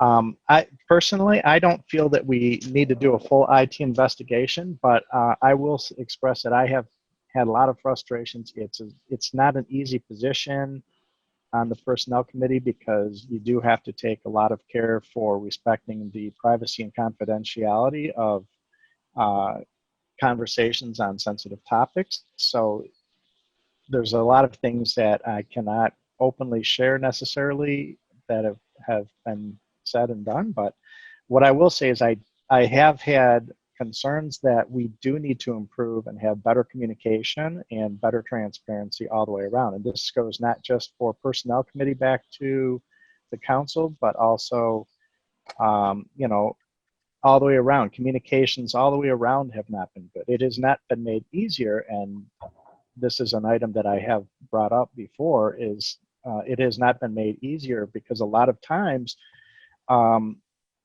individuals on the council were directly going to Liz with items that should have been brought to Dale and not following the proper communication channels. And I think that we need to maybe review all of our communication procedures all the way around and make sure and ensure that we are, if we need to formalize them a little more so we can make sure that these communications are clear so we have better transparency. I think that's a topic that we could discuss. I think we need to make sure that we are trying to use our proper channels. We hired Dale as a manager. He's supposed to be managing our staff. If we have concerns, we should be channeling those concerns through Dale, our manager. You know, personnel committee does not manage the staff directly. That's Dale's responsibility. I believe we mostly were supposed to be there to maybe listen if there's disputes between staff or situations with the staff, but more importantly, we're there to help to review policies and make recommendations to council on policies and courses of action that council can approve or not approve based on recommendations. We are not there to directly take actions without council's approval. And so I think that we have tried to handle delicate situation the best we could. I wish we could have had better transparency in that whole process, but that's all I can say is that I think that we know that there were some things that should be improved, can be improved.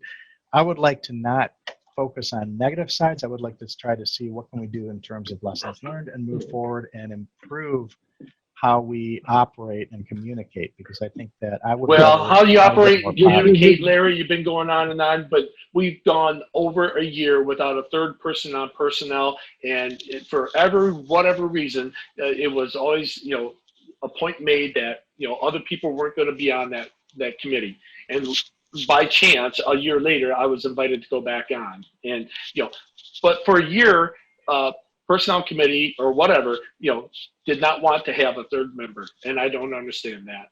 Well, you were concerned about the expenses. That's the reason right there, is if you're concerned about too many people. The other thing I'd like to point out. That was never brought up by anybody on council for somebody on the personnel committee. Pointed out the money spent, so I'm referring that there's extra. The other question is, where are the personnel meeting minutes from all of the years before I began taking them as secretary? There are none on documents on demand. So I'm not quite sure why somebody's questioning whether mine might have not made it on there when there's nothing from the years past. Yes, Documents on demand were not present then, Tanya. You have to go into the file drawers and look for them. They should be under lock and key. No, documents on demand we have had for 5 years, and they're We not. have older personnel records on there from years past, and then there's a big gap, and now there's the newer one since Tanya's been taking minutes. That's right. I'm concerned with the personnel committee that they took it upon themselves. They're a subcommittee of council. They act on council's. They discuss and they bring recommendations to council, and based on the employee's offer, and whether we choose to do it or not do it, that's not the point. The point is, it was never brought to council for council to decide if we were going to have her remain on for transition duties. And again, whether we chose to do it or not do it, that doesn't matter. Council should have had that decision. Another thing is, why did it take council 5 days to be notified of it? And therefore, IT wasn't made aware of it until 5 days after the fact. Their laptop to secure the laptop, the passwords to secure those. Why wasn't that done? Again, that is not personnel. Dale is her supervisor. Dale accepts or denies her request for something. Dale makes that decision. Dale then brought the information to us. That is his job. He is her supervisor. He makes those choices. That is not something that we get to do as personnel.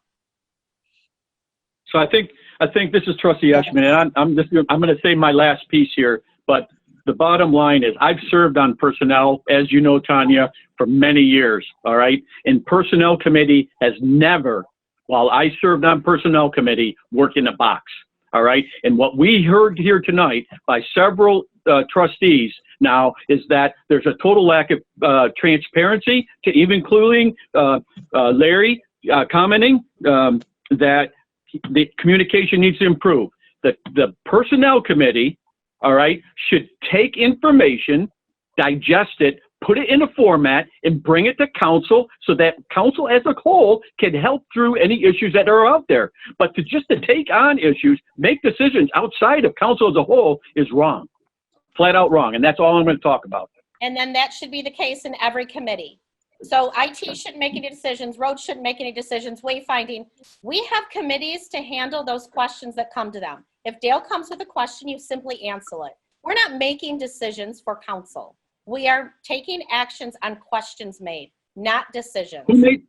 Well, if that's the case, who made the decision to send employees home and pay them and not get anything done? Who made that decision? The supervisor of those employees that make those decisions. That's correct. Not personnel. Financial. We never made any decision on to pay people or not pay people. We did not make any decision about how to handle accepting or not accepting any offer from the clerk.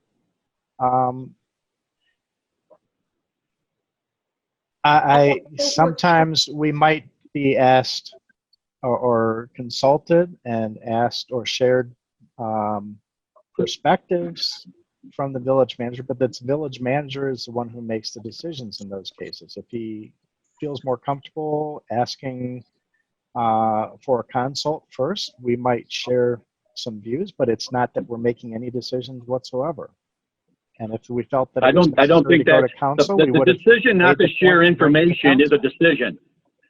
The decision not to share information is a decision. We report out, each committee reports out to council, and council digests that, and they decide, do we need to take this forward? Is there more to it? Is there more substance to it? Do we need to talk about it further? Every trustee on a committee brings forth to council during our regular meeting sessions with our committee updates, and you know what? We're not getting that same update from personnel committee. We're not. The assumption is that you were receiving that on DOD. I apologize that it was not followed through by me to watch somebody else put it on DOD. We cannot talk about personnel issues in a public meeting without respecting their privacy. My assumption was you saw every single minutes. You have never contacted Larry nor I that I know of with Larry. I don't want to assume. You have never said, I have a question. Can I ask you about this? You've never reached out. It's not one-sided. If you have a question, you're more than welcome to ask any of us. And I do know that we have indicated at some council meetings during the personnel committee updates, we have indicated that there were issues raised that we were in discussion with the staff, and we were working with them to try to help find ways to alleviate the situations. We have made updates like that. We didn't share a lot of details around that because of the confidentiality of the discussions that took place. So after reading the minutes, if you have any questions, you're more than welcome to ask anybody. We're all available for you. And Mark, I really will you be providing the missing minutes that were compensated for 731, 110, 46, and 49? 49 should be in there. I'm not sure about 731. 46 is the exact meeting of 49. They were held separately with different staff. And so yes, I can make that dated, both of them. Okay. So the 46 and 49. The 731 I'm not sure of. I'd have to look at the date. I know I copied that one off. I made 2 copies and made a mistake. And then the 110 again is the only one I'm not sure of. I will. One thing going forward, I would suggest that you put who's attending so that we know who was there at these meetings. If you don't call them out in the name that they spoke, how do we know who's there? So please put in there who's present. Well, I put it if somebody's absent and nobody had been absent. So I can go ahead and change it the opposite way, but I was only putting if somebody was not available. And we can do that. Again, Mark Robinson, I really wish that you would have a chance to talk with Daly before you make your decision, but that is your choice to make. But I wish that you could be brought up to speed and be with us, and that's fine if you choose not to. Yeah, I really would appreciate if you could stay with us too, because I think that I value your opinion and I value working with you on personnel committee. And I really think that having 3 people on it could help alleviate some of these transparency concerns and stuff. Because I'll think about it. Thank you, Larry. I'll think about it. And I'm just really frustrated because I was told that I would be brought up to speed, and I wasn't, other than that initial meeting that the 4 of us had. And I kept waiting. I asked about it. And so I feel like I'm missing so much information to be, properly brought up to speed. Well, I'd be more than happy to sit down and try to bring you up to speed or fill you in on anything that I can. I can't speak for why you didn't get informed from others, but I'd be more than willing to help bring you up to speed on things. And I'm not comfortable doing that. I would like you and Dale to do that because Dale knows what happened in the office. We don't. And all we know is what was brought to us. I can only share what I've heard and know in my perspective. And there was unfortunately a lot of communications between a lot of different people, not all shared between everybody. And that makes it difficult to sort out the whole situation, unfortunately. And the other thing I'll say is we are down 30 hours a week in the office, so it's very difficult to get everything done. And I think it might be helpful if we are contacting Dale if there's a request we have from him, because I know he's wearing 100 hats right now, as is Beth. So I think it would be nice, if something drops through the loop, we kind of keep reminding and giving him a call and saying, hey, I'm available at this time or whatever. I think that would help. I don't think it was intentional. I don't want to speak for Dale, but I know he's never available at this point. And that's also why I'm suggesting we need to try to make sure we are follow the proper formal communication process and contacting the right people and not sidestepping or bypassing. So I think Dale really is the focal point for all staff questions and concerns and matters and issues. That's what we hired him for, is to manage our staff and manage the village. All right, so speaking of that, it sounds like there might be some gaps with the office staff, and certainly I agree with you, President Bryce, that Dale is probably swamped right now. But has the Personnel Committee considered any short-term gap filling of help for him? Again, that would come from Dale if he would like temporary staff. But, you know, Dale and Beth have both stepped up, and I can tell you I've been here numerous days trying to do the little petty work and assist where I can. So you haven't had those discussions with Dale yet then? Dan, I can say that I have informally asked Dale about what he plans to do to help manage and fill those gaps, and he has informed me, which I'm sure you're aware of too. I think we have a memo about it. He is looking at filling that position and also bringing in at least some part-time help until we can get a permanent replacement. So Dale, basically all he did is filled me in on what his plans were for filling that position. So he already was taking control of that and was already taking steps to address that. So there was nothing for me to do in terms of personnel about that topic because Dale was managing it. Well, I got to tell you, everything I'm hearing tonight around personnel is very disturbing because one say what with the Personnel Committee saying that's Dale. Guess what? Dale's part of Personnel Committee, all right? And the three of you should be working together and not throwing over the fence to Dale. Right now, the three of you ought to be collaborating to get the job done, fill the gaps that need to be filled short term, and give us some timing on long term, what it's going to take to get that position filled. well, and what I do is I follow what the general village law says, and that is that Dale is the one in charge of his employees, and we don't micromanage them. That is not what Personnel Committee is here for.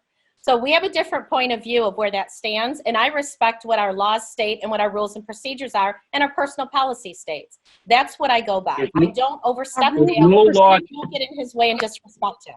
So that's where I stand. There's no laws that state you cannot collaborate and help our village manager. As a matter of fact, I don't think we said we didn't help or collaborate. To help our village manager take care of the business, not to sit there and turn your head and disclaim law. It's your duty as a personnel committee to help our village manager take care of whatever gaps are there, not just sit there and point the finger. Dan, I don't think that we were saying we don't collaborate with our village manager.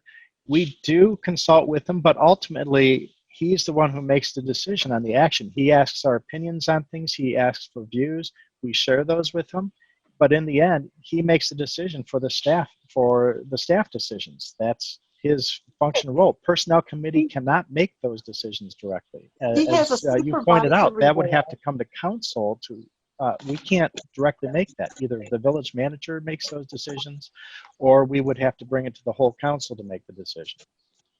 So if Dale's not comfortable making a decision, I'm sure he would raise that to the council as a whole and get our decision as a council on what to do. Council should also realize that this is a very difficult situation, a very difficult time and period with staffing to figure out how to deal with all these issues. And we're doing the best that we can to respond to them. I'm following suggestions that I'm receiving from various council members and different steps that we have to take. But the insinuation that I would, on purpose, not communicate with any of you about anything that you raised to me is inappropriate and incorrect. Ever since I have been here, I have done my best to communicate on a regular basis with all of you, and I will continue to do that. But if you try to make a twist to this, that somehow there was some lack of activity on my part to get you data, then I am very much offended by that. That is not. I just want to make for the record, Trustee Eschman talk. That is not, absolutely not at all that I was going. That's not the direction I wanted. And I'm telling you, Dale, I communicate with you well. I just want to make sure everybody's transparent with what's going on. And if you need help, you reach out. You reach out to council. You reach out to personnel committee. They bring it to council, and we'll get you the help you need. So that is not where I was headed. And I want to make, for the record, I want to make sure that that is well noted. I appreciate that, Dan. Another thing where we need to step back, because it is council's responsibility to act on a resignation. We need to formally just accept that resignation and act on that. And personnel did not put this out there, so I would just like to, before we close out this meeting, that we make a motion that we accept the resignation of the village clerk. We have to do it for a matter of record. And where does it state that? Because it says that the manager is responsible for the hiring and firing. So where does it state that council does that? Page 15, General Law Village Act. And if you also want to look at our And where at personnel in page 15? Pardon me? Where at in page 15? Left column, just midway through. Act on resignations. Okay, and that means determine vacancies and make appointments to fill those. That's how you act on it. It doesn't mean that we approve or deny a resignation. I'm not saying it's, we do not, it does not state that. It is up to the formality. Hire and hire. That's it. If you also look at our rules of procedure, or I'm sorry, our personnel manual. And what page? I have to get that page. Well, we need that information. I'm familiar with it, but council, Dale's role is a supervisory role, but ultimately the clerk, the treasurer, and the manager report to council, okay? And as such, it is our duty to, they can only be dismissed. We're the only ones that can hire. We're the only ones that can fire. In this case, it was a voluntary separation. But the thing is, it's a resignation. Council still needs to act on it, and we need to make it a matter of record that there was a resignation. And where is that stated? It is nowhere in either one of those manuals. It says specifically in the village law, the manager is responsible for hiring and firing, not council. It does not state that anywhere, and I would like you to find it, please. Yeah, what section of the general? I'm trying to find what you said. You just said page 15. I don't see anything on there in page 15. It says act on resignations, determine vacancies, and make appointments to fill offices. That's for appointments only, not for hiring. Our village manager does not hire our clerk and our treasurer and our DPW. That is council. Which section is that in the General Law Village Act, Colleen? I'm trying to find it. You know what? Let's take the recess so we can all look at our books, and we'll come back. Or we should be prepared when we put something on an agenda and try to sideswipe when we don't have the correct information in front of us. No, I just told you where it was, and I told you the personnel manual. The bottom line is... Where in the personnel manual is it? I have it right here. What page, please? Now I got to go try to grab my copy of it. If we're going to act on things, we have to make sure we are following the laws and the letters of the law. I am. You need to follow it. You need to become familiar with these. These are our Bibles. What page is that on? Because the rest of us weren't notified to have it ready and available because this was suddenly thrown on an agenda. We are not properly prepared for this. It's not sudden. It's not sudden. Our clerk resigned a month ago, and we need to, it's a simple thing. It's not even about showing you. What page is that on? Let me finish, please. It's a matter of making this vacancy a matter of record, and it's a simple motion to make it a matter of record. To say page this, paragraph this, okay, yes, we can do that, but it's making it a matter of record. It was in public official. It's a public official. It was in the manager's update last month. It's public. It's in the record. So if you want to continue, there's not transparency. Where that says we need our community needs to have the transparency in this, and to overspeak over somebody else and to be argumentative. It's like that doesn't get us anywhere, Tanya. It's like this, right. That's why I requested what page so we can verify.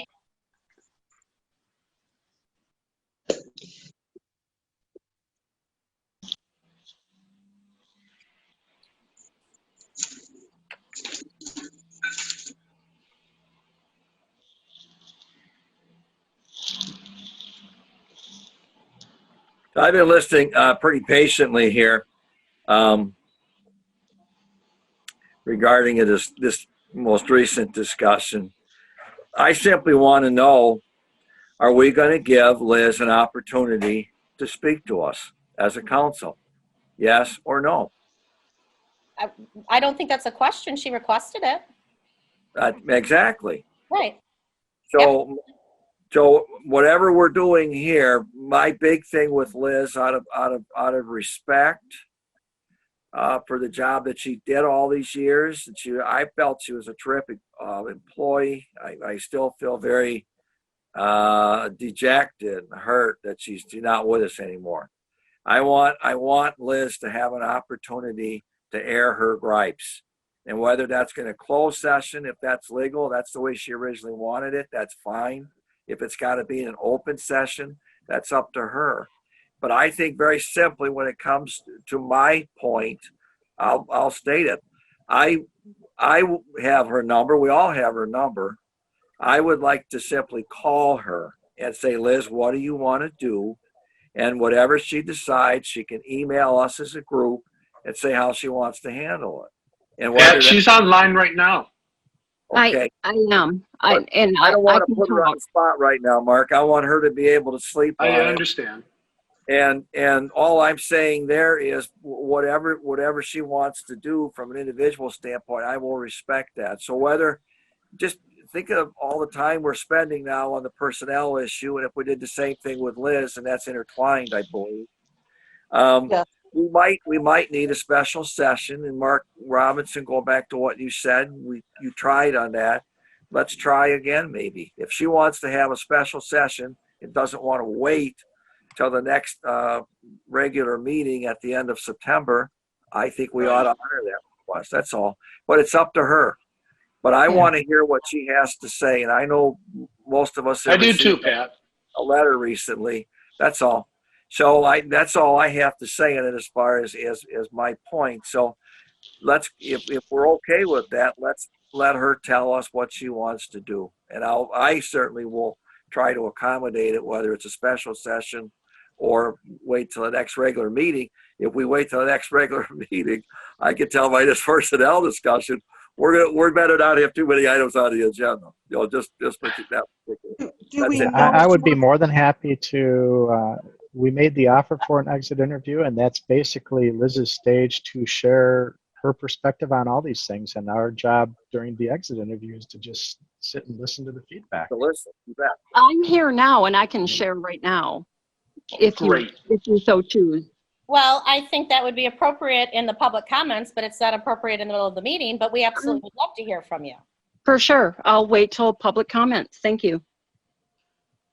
I appreciate it. Thank you, Liz. Thanks, Liz. All right, so I think we circled around. Is there anything else for Personnel Committee at this point?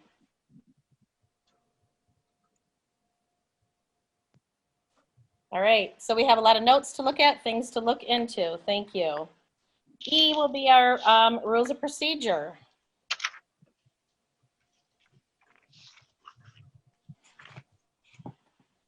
So who requested that to be put on? And what are we looking for? Wow. That would be me. All right. And I know we discussed this some time ago, and I think because we had a long meeting, it was one thing that got postponed. Let me find the right page so everybody can look at it. It's pertaining to, hold on.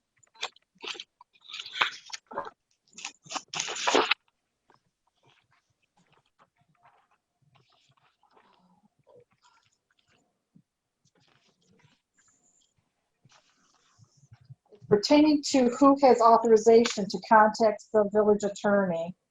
And I know the village president. Oh. Are you guys still there? Yes, we're looking for what page. I know the village president and the village manager does. Page 15, it says. What is it? It says page 15, authorization for contacting the village attorney. Oh, that's The not village right. manager and village president are the only persons authorized to contact the village attorney. In their absence, the president pro tempore and/or the village manager's official designee are authorized to discuss village issues with the attorney.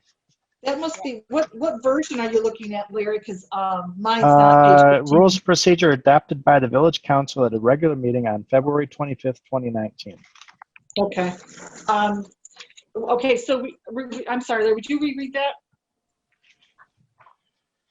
Authorization for contacting the village attorney. The village manager and village president are the only persons authorized to contact the village attorney. In their absence, the president pro tempore and/or the village manager's official designee are authorized to discuss village issues with the attorney. And my recommendation is that we add the pro tem in there along with the village president and the village manager and the pro tem. So I will have to find it another time because we're prepared for this. The general village law states the two people are the people that talk to the village attorney. That is in our general law village. But our rules of procedure are not prepared. Our rules of procedure. I don't think our rules of procedure can override the General Law Village Act of the state of Michigan. So I think we need clarification and time to review that before we made a decision to change this in our rules of procedure. So I would recommend that this is researched, and if you can find the supporting documentation for how this is okay under the General Law Village Act and can bring it back to us, I would be willing to look at it then. We'll postpone it till next meeting, but our rules of procedure, okay, we'll put that on the agenda. Make a note of that, please, Tanya. All right, and so you just wanted to continue to say rules of procedure, or would you like to just say the attorney on the next agenda? We'll leave it as an overall. We don't need to be that specific. Okay, so we'll put it on unfinished business next round. But I think this one we should take a little bit of time to research to ensure that we are operating under the properly under the law, of course.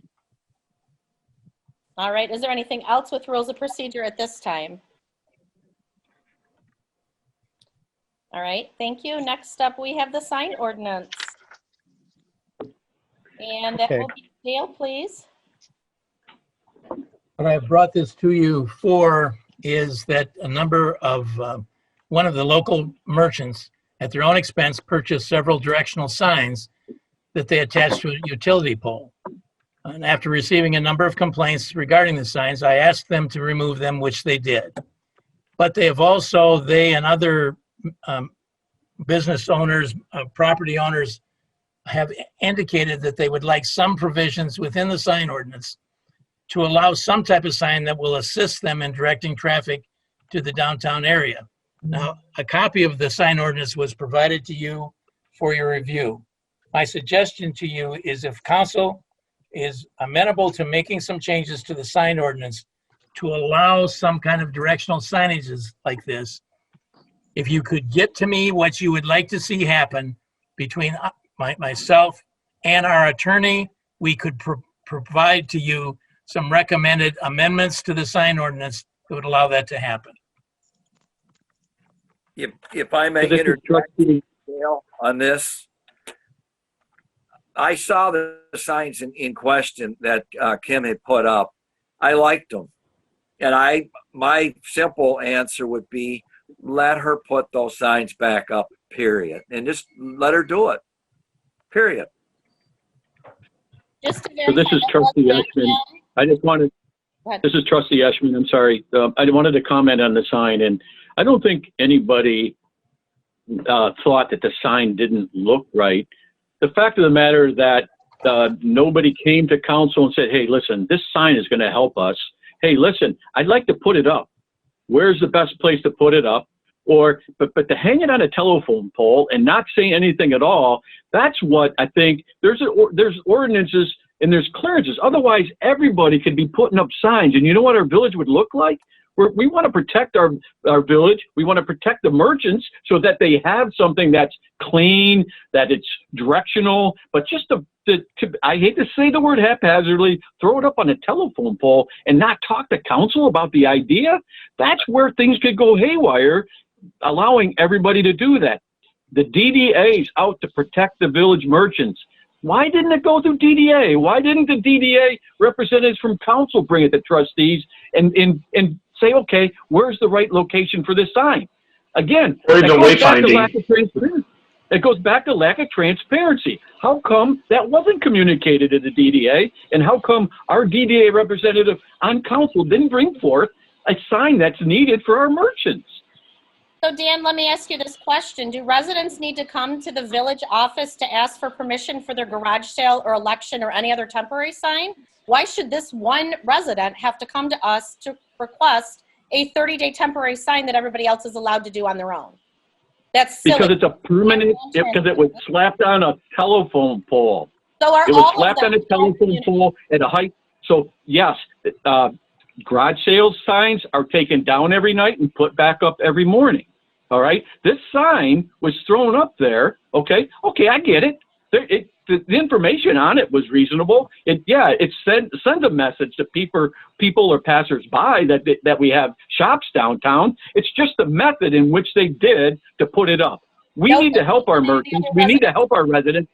And you know what? That's not the way to do it. Just to open the door and let them willy-nilly throw it up anywhere they want without any council direction or consideration. That's why we have an ordinance. Every other resident is allowed to put their sign up without permission. This resident is no different. I'm not sure why you're saying In their front yard, they're allowed to do that. In their front yard. I can do it at the corner as well. Everybody is allowed to do that for their garage sale. Like I said, election signs go up 30 days. These things are allowed and we don't ask permission from the village. Everybody has to have the consistent same respect. You're not respecting one resident who did a sign you didn't like and not complaining about another resident that did one that you may not have noticed. Not only So I'm just going You can't attach them to. not address it. Our I sign don't think ordinance. Oh, go ahead. It's not a good, I don't think it sends a good message. I support the signs to support the downtown businesses, but where it was located, you don't post signs that reflect our downtown business district, and you don't post them illegally on a telephone pole. That is a resident's choice to make. That was not our DDA's downtown district's decision. I understand that, but when we know about it, but when the DDA found out, when the council found out, I don't think that's the image that we want our passerbys to see, is that we post for our downtown businesses signs on a telephone pole, a utility I would pole. I would like to clarify that a little bit. I would like to mention that number one, the ordinance pages that were attached are not complete because they leave out specific sections such as 4.302, where's that at here? 4.3022, and this is a page that was left out in our copy there, and it says locations, signs shall be constructed, blah, blah, blah, and erected such that no part thereof shall be located in or project or overhang into a public right-of-way, including a sidewalk, driveway, easement of access, street, road, and or highway.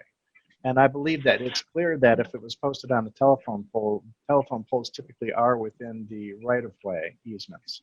So that is one point there, is that they aren't supposed to be located on telephone poles or in the road right-of-way. And that's what I mentioned last time, and I Section 4.3021 actually does state approval required. No sign advertising a business shall be erected while out first submitting an application. So, yes, you're right. You don't need to request to put up a political sign or an opinion sign or stuff, but if it's a sign advertising businesses, that is supposed to have approval. Now, I don't want to belabor these points because I do feel for our businesses, and I actually was the one who asked to have this agenda topic brought up.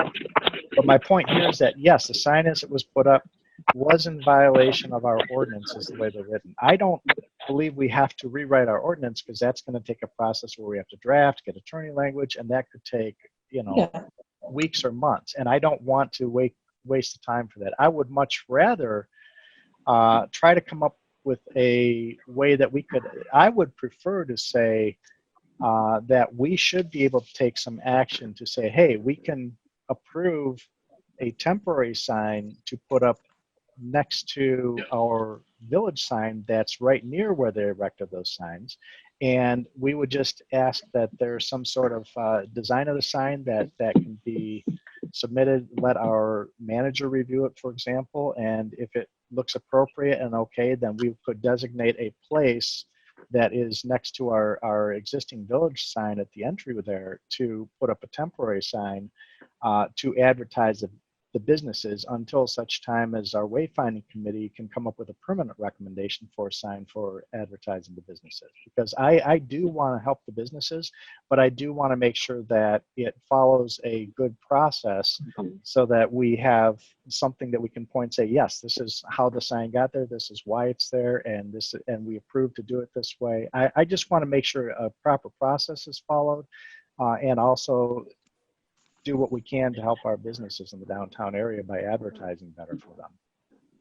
You know, This is what can we do Trustee to what can we do to expedite this, Larry? Right, I agree. You know, and let's do it right, and let's do a temporary ordinance or something. You know, that we can do this and help out the businesses because of what's going on with COVID.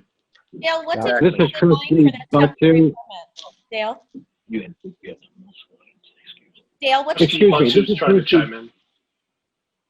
Right, this is Butsu, and I think we should follow the process. If we don't follow the process, then chaos is going to just will just happen.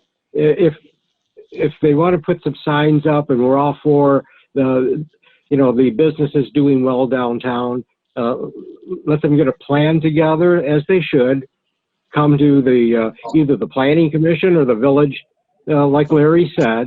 But use it as a process and not just willy-nilly nail up some signs on a telephone pole. Dale, what did you have in mind when you were thinking about a temporary ordinance? What would that kind of look, I mean, a temporary permit, what would that look like? Well, there's a number of different ways that you can deal with this, depending on what council wants to do and what the merchants have in mind. But I think that it should be done as appropriately as possible as we're going through it. You can make we can make short order of having an amendment to the sign ordinance that allows what the merchants need. What I would recommend to you is that through the DDA, we ask to have the merchants provide me with those things that they'd like to see and be able to do, and that for the council to tell me what they're comfortable with allowing the merchants to do, and let us put the language together. Sounds like a plan. Let's just get it done. Well, I'm comfortable. I think basically Kim was told to take the signs down. She complied, or Dale did it for her. But anyway, she's complied. Tonight I'm looking at this meeting is she's asking, can she put them back up? And my answer is yes. As simple as that. And we'll word it ourselves the way, from an exception standpoint, this is okay. To me, this is simple. She's asking us to help her out immediately. And we're in a situation with COVID where the businesses are already being hurt. From a sanitation sewage system, they're being hurt. Our downtown is in trouble. So my thing from a council standpoint is let's help them out. She's basically informally, I guess, asking us, can she put it back up?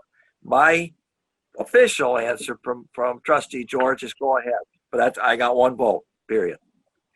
I'm done. Just for the record, it was not Kim, it was Lisa, and that's fine. Okay. I just wanted to make sure that that's on the record. Okay.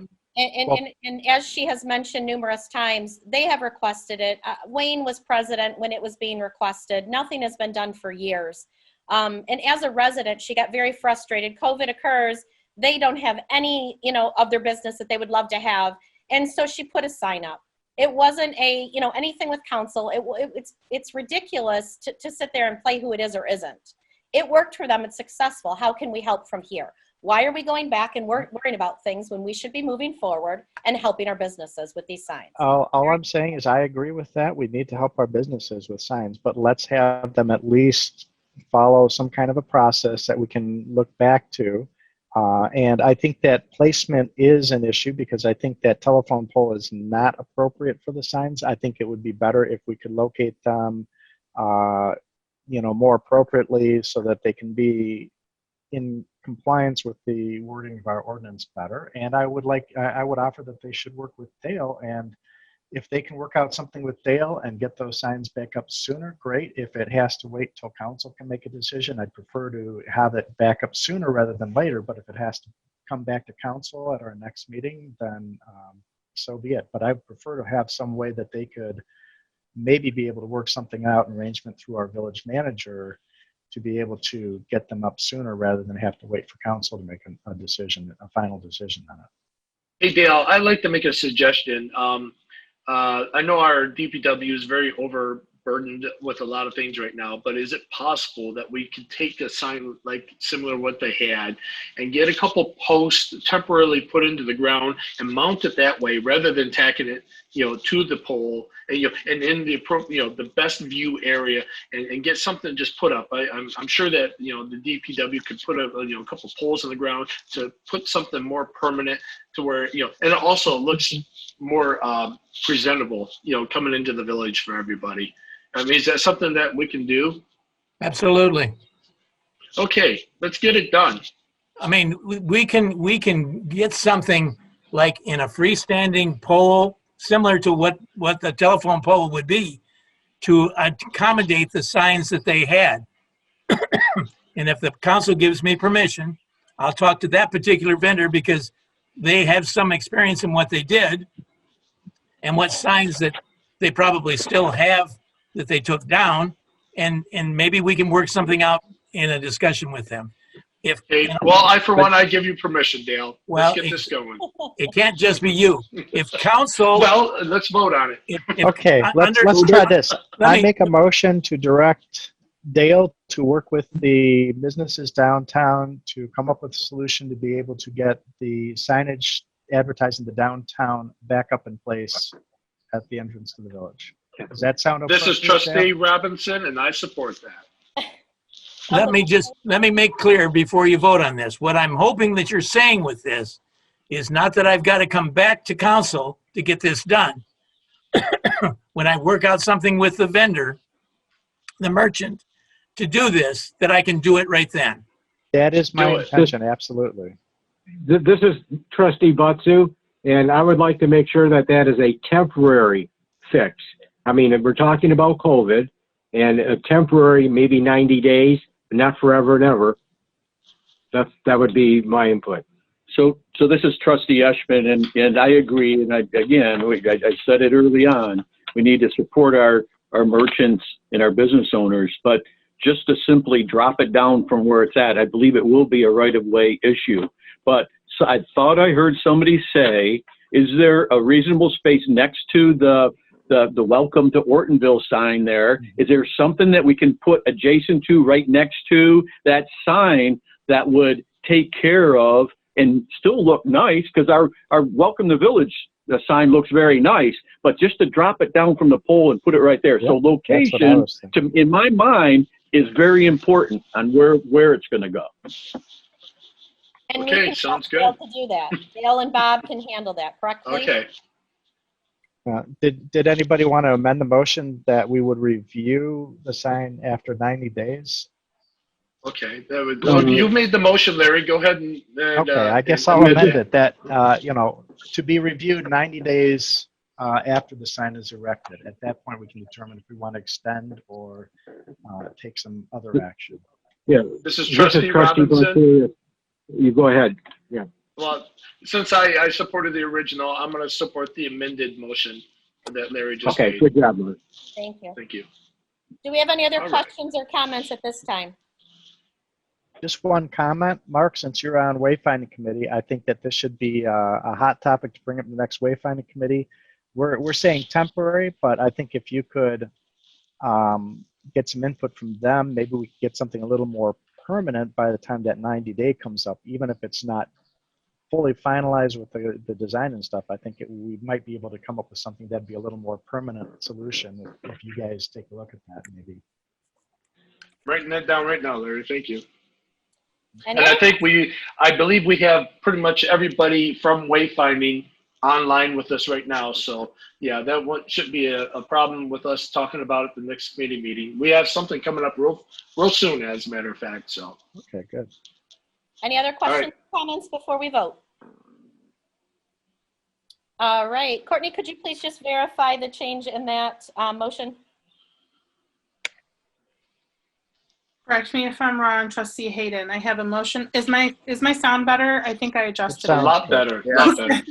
Motion by Hayden, supported by Robinson, to direct Manager Stewart to work with the businesses downtown to get the signage replaced and back up until such time that a permanent replacement can be put into place with a review after 90 days. Yes. I think I added a few words in there. So did I get it right? I think you got it good. Yes, that sounds Yep, good. sounds good to me. All right, so we're ready for a vote, please. Ashman, Yes. George, Yes. Hayden, Yes. Robinson, Yes. Skornica, Yes. Butsu, Yes. Rice. Yes. Thank you. That motion carries 7-0. And next up, we have, I believe, the CARES Act. Is that right? I'm looking at my letters. Anybody have a different thing besides CARES Act? All right. We're on G, and that is the CARES Act, the interlocal agreement, and that would be Dale Stewart, please. This is an agreement that has been provided to us and proffered to us from Oakland County. They are operating as the clearance item for the CARES Act funding. And I'm also working with Dave Quapis from the fire department about some potential extra expense, or not potential, some actual extra expenses that we have had with COVID, and we're hopeful to get either through FEMA or through the CARES Act to get some reimbursement. Some of the items that we have considered to be our extra expense, I'm told, aren't going to be eligible, but some of them may be. And so I'm working with Dave Quapis, and this CARES agreement is the document that we need to have approved so that the county can act as our agent for those funds and potentially get us some reimbursements. So this document would be signed by me on behalf of the village to enter into this interlocal agreement with the county. So I have a question. This is Trustee Eshman. So I think this is great. Can we have a motion first, please? Okay. I'll make the motion. This is Trustee Butsu. Move to authorize the village manager to enter into an interlocal agreement with the County of Oakland in regards to the CARES Act distribution. Trustee Eshman, support. Thank you. And then Dan, you were going to speak? Yeah, I just wanted to know, so I think it's great that Oakland County steps up here. Is it going to cost the village any money for this, or are they just reaching out and helping us here without charging us anything? My understanding is there is no cost to us. They're simply acting as the funnel for these funds to potentially reimburse us. Okay, thank you. Any other questions, comments? Yeah, Dale, I was, after reading through the definition for claims, do you expect that we will have much expenses that we will be able to get reimbursed for? Fire Chief Quapis and I've sent him a list of all the possible expenses that I can think of and that Beth, our treasurer, accumulated over this period of time. And he has indicated to me, although we have not talked in depth about this, that there's some of those items that may be reimbursable and some others that may not. We'll probably submit, unless there's some that are clearly that we can't be reimbursed for, we wouldn't submit those. But any that could potentially be reimbursable, we'll submit all those to the county and get what we can get. Okay. And if I read it correctly, we can submit all of those expenses to them, and then it's the county would have to review and weed through which ones would be submissible and which ones would not be. That's the way I read the responsibilities. Well, that's one way to correct? approach it, but in discussion with the county and with the chief, I think that we need to follow the process of what they have allowed in the past. And if it's clear that they're not going to refund for a certain category of expense, then it doesn't make much sense for us to submit it. Yeah, that makes sense because it saves us time and saves them time. So submit what we think might be covered, and then the county will review that and make a determination of what we can actually get reimbursed for. It sounds Right. like. Okay. So this is Trustee Esmond. Additional question: are we collaborating with Brandon Township, being that the chief was mentioned on this? So is this a joint between Brandon Township and the village? No, this is strictly village extra expenses. The township, All right, I'm sure, yep. Township is doing this on their own as well. Yeah, it's in the definition things section. like- Public body means the village of Ortonville. Right. So Nothing mentioned. about well, that's why I asked. That's why I asked why the chief was brought into it. So are we talking about PPE as it relates to COVID? Are we talking about additional signage for our merchants or our businesses because COVID affected their business? So would we be able to claim some additional signage posts, et cetera, to help our merchants repost this sign that we just got through talking about? Potentially. thank you. Yes.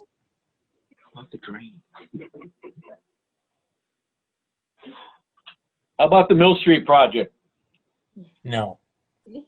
I think you're reaching, Dan.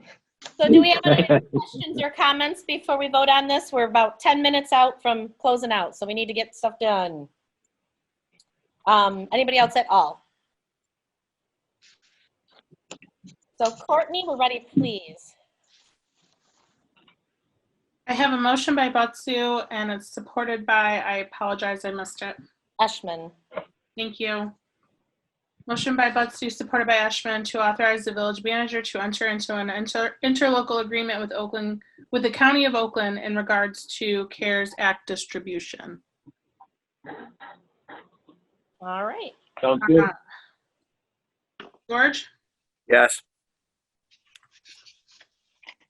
Hayden, Yes. Robinson. Yeah, mute, Mark. Are you muted? Yes, he's muted. Yeah. Sorry about that, Courtney. Yes. Skornica, Yes. Butsu, Yeah. Ashman, Yes. and Bryce. Yes. Excuse me, sorry. 7-0. Thank you. Next up is H, which is our wage adjustments, and that will also be Dan Stewart, please. You have seen my memo to you. In our budget, we had recommended a 3% increase to staff, and I am simply putting in the numbers and making the formal recommendation to you that there be that adjustment in our staff wages. I also did have a question. I don't see any changes in quite a few years with recording secretary. Is that something you considered to add on there as well? It's not part of this recommendation, but I'll certainly look at that for a future recommendation. If we could please, because I know it's been years and years since we've even changed that. Okay. I do know the township does include it with their percent change. I know it doesn't matter. You know, we could do it differently, but please, can we look at that later? Well, I would like to. Go ahead, Dale. The other, I mean, we could look more completely at all of those positions that are funded for committees, for council, for any of those things to make an adjustment. And I know we've had adjustments with the committees. Like I said, I just know recording secretary has not. I bet you it's been 8 or 10 years. And that's why I just happened to think about that, if that's part of that or not. So we'll put it on for later. Is this open for discussion now, or are we supposed to make a motion first on approving it? Motion. You guys I decide. believe we need to hear a motion. It depends on whether you want it to be a discussion or to make a motion. I mean, I don't know. Well, if that, I want to discuss something, but I wasn't sure if I should do it now or wait until there's a motion. So Dale, you're looking for a motion this evening, correct? I am. Okay, perfect. I'd like to, I move to make a motion to postpone the budget adjustments to the next month's meeting because I don't see where Personnel Committee reviewed this and the recommendation for it. I don't see any reviews done. And in the past, it's always been, Personnel discusses it, they do the reviews, and I don't think any of that's been done. Based on the last meeting minutes from the last two meetings, there wasn't any discussion on it. So I think that Personnel needs to do their diligence on this and bring it back to a recommendation next month. Dale, can you touch on that, please? Well, that's up to you. I mean, Well, I made a motion. council, I made a motion, so we Well, need to vote. I can speak to that. Dale did send this to Personnel Committee saying this is what he intended to share with council. Okay, before we discuss it, I thought we need we need it seconded because I just made a motion. Oh, okay.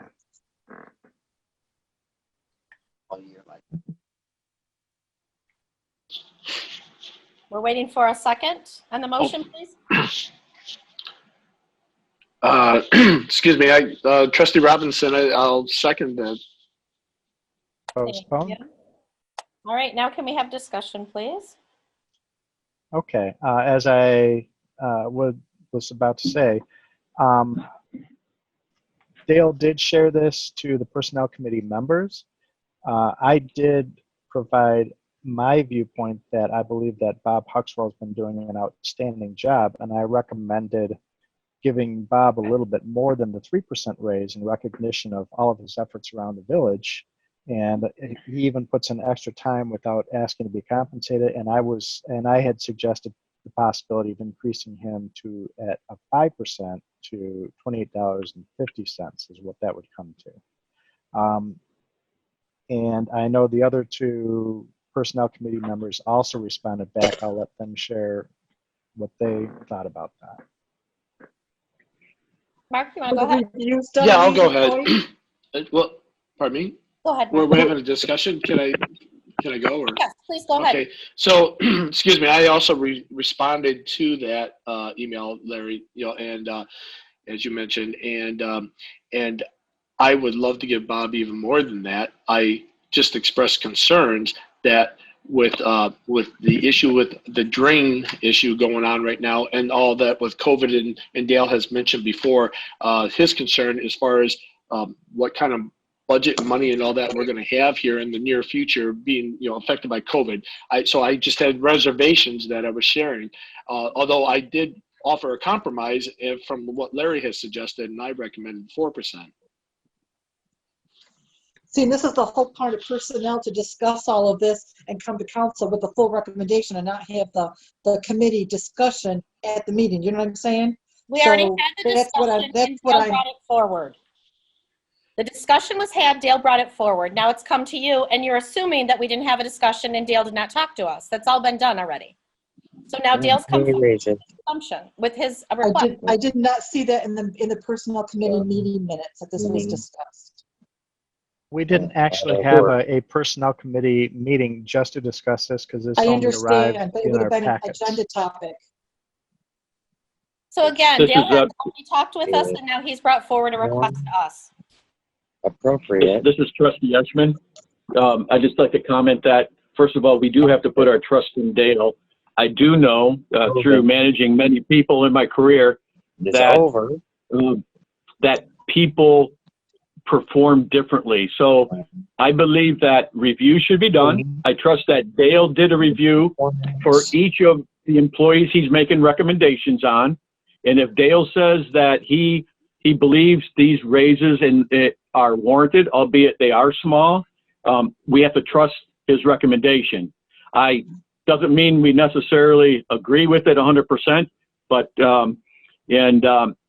because I do know that there are different performance levels with everyone out there, right? We all work at a different rate. We all work at different. We all either work together as a team member or we work individually as just a standalone person. But the bottom line is Dale makes a recommendation, okay, and we have to trust that he's done those evaluations and whatever he's recommended is warranted. Well, I want to make it clear. I have not made personnel evaluations of any of these people on this list because of everything that's been going on recently. This is the time of the year or earlier than this that I would have normally done that. I still plan on doing reviews, but I review people and talk to them on a regular basis. And I think that that an increase in pay for all of the people on that list is appropriate. And I'm not disagreeing with that. My point was, historically what we've done in the past, and there's not anything on here to say with the reviews until you just now mentioned that, and having it discussed at personnel committee meetings. So that was my point. We need to, when we review our employees, if somebody was reviewed last year for the raise, and we need to keep that precedence going, not just, do that. And we didn't have that information that was done. That was my point. This is Trustee Batsu. I'd like to weigh in that I think the manager should be, and I think he's right on target for the increase. So I wanted to let everybody know that. Thank you.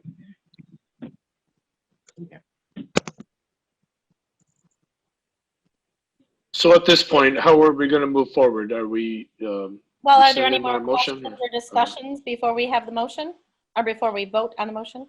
Yeah, we have a motion to postpone right now, so until that's cleared up, we can't move forward on it.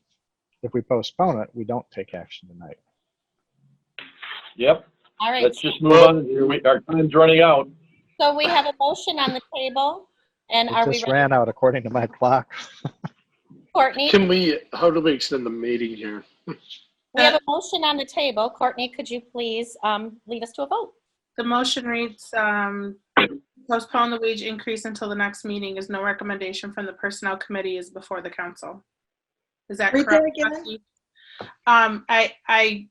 If I got it right, it reads, motion by Skornica, supported by Robinson, to postpone the wage increase discussion until the next meeting as no recommendation from the personnel committee is before the council.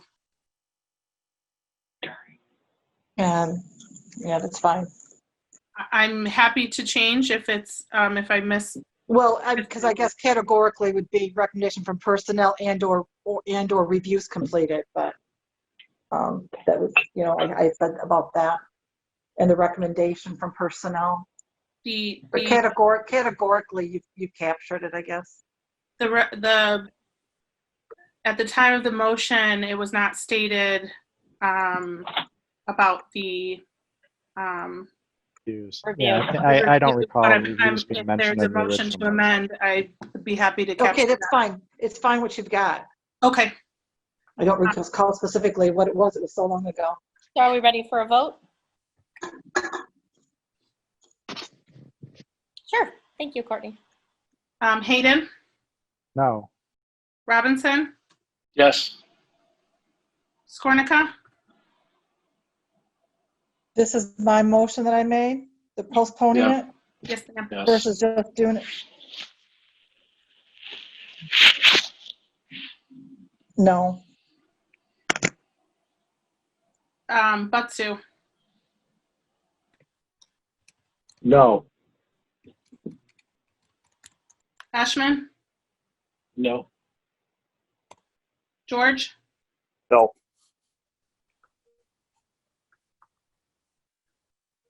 one, two, three, four, five, six, Bryce. No. So motion carries 6-1. I'm sorry, motion does not carry 6-1. I'd like to make a motion that we approve the wages as recommended by our village manager. Support. Batsu. Support.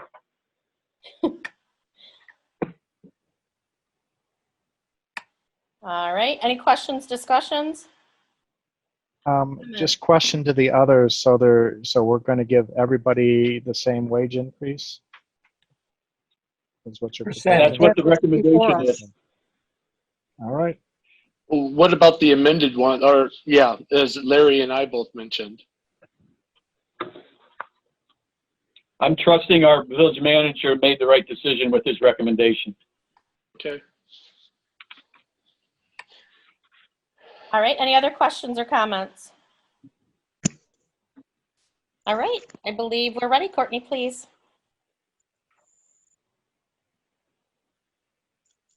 Hayden, I'm sorry, Robinson, Yes. Skornica, Yes.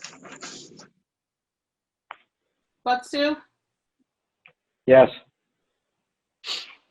Eshman, Yes. George, Yes. Hayden, Yes. Bryce. Yes. Motion carries 7-0. Thank you. Let the record show it is now 10:05. We have reached our 3-hour mark. Can we extend? Can I make a Need motion? to extend, I believe. Can I would like to make a motion to extend our meeting. All right, give me 1 minute. Okay. All right. Support. Was that? Trustee George, support. Okay, thank you. Any questions? I'd like the record, just let the record know that Mark's in California, so he's 4 hours earlier than we are. Three. Oh, he gets half the vote? Let the record show I started out my day with meetings starting at 8 a.m. for the first 3 and 4 hours of the day. Are there any questions or discussion on this? All right. Courtney, we're ready for a vote then. Skornica, Yes. Lutzu, No.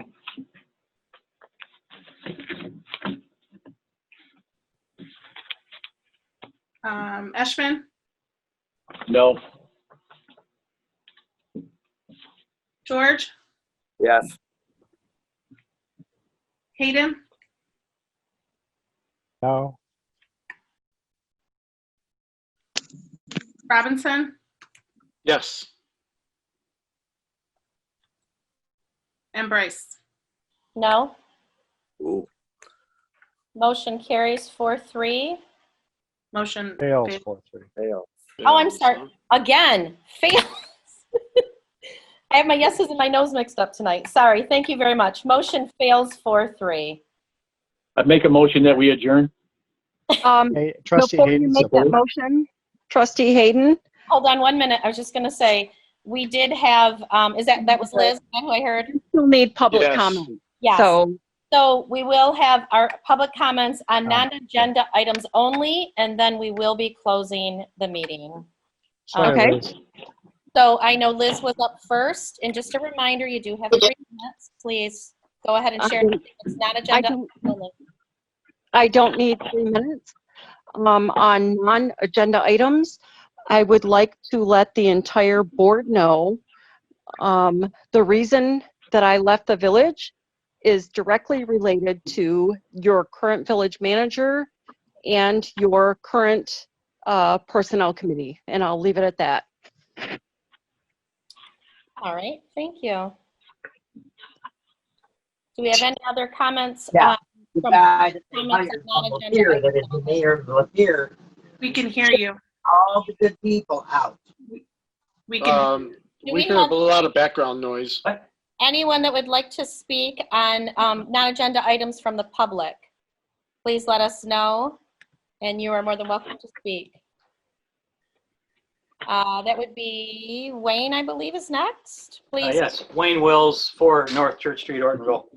I would like to thank Manager Stewart for his quick action at removing of abandoned vehicle and junk that has been there for weeks and weeks and weeks from the Rosen Apartments on Granger Road, which is about 150 yards due east of Trustee Skornica's residence. And why she didn't realize that beyond me for so long is unbelievable. So I do thank you, Dale, for taking care of that problem. Thank you. You're welcome. All right, thank you. Do we have any other public comments on non-agenda items only at this time?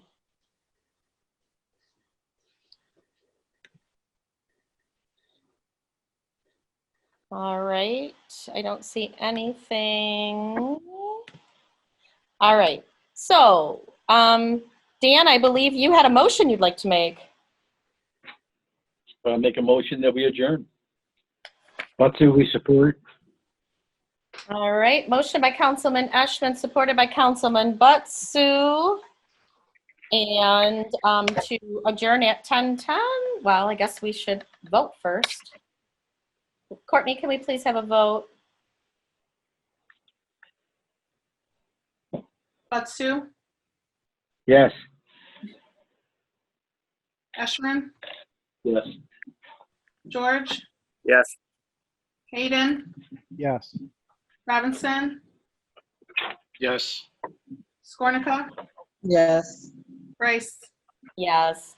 That motion carries 7-0, and it is 10:10. Thank you very much. Have a great evening. Thank you. We appreciate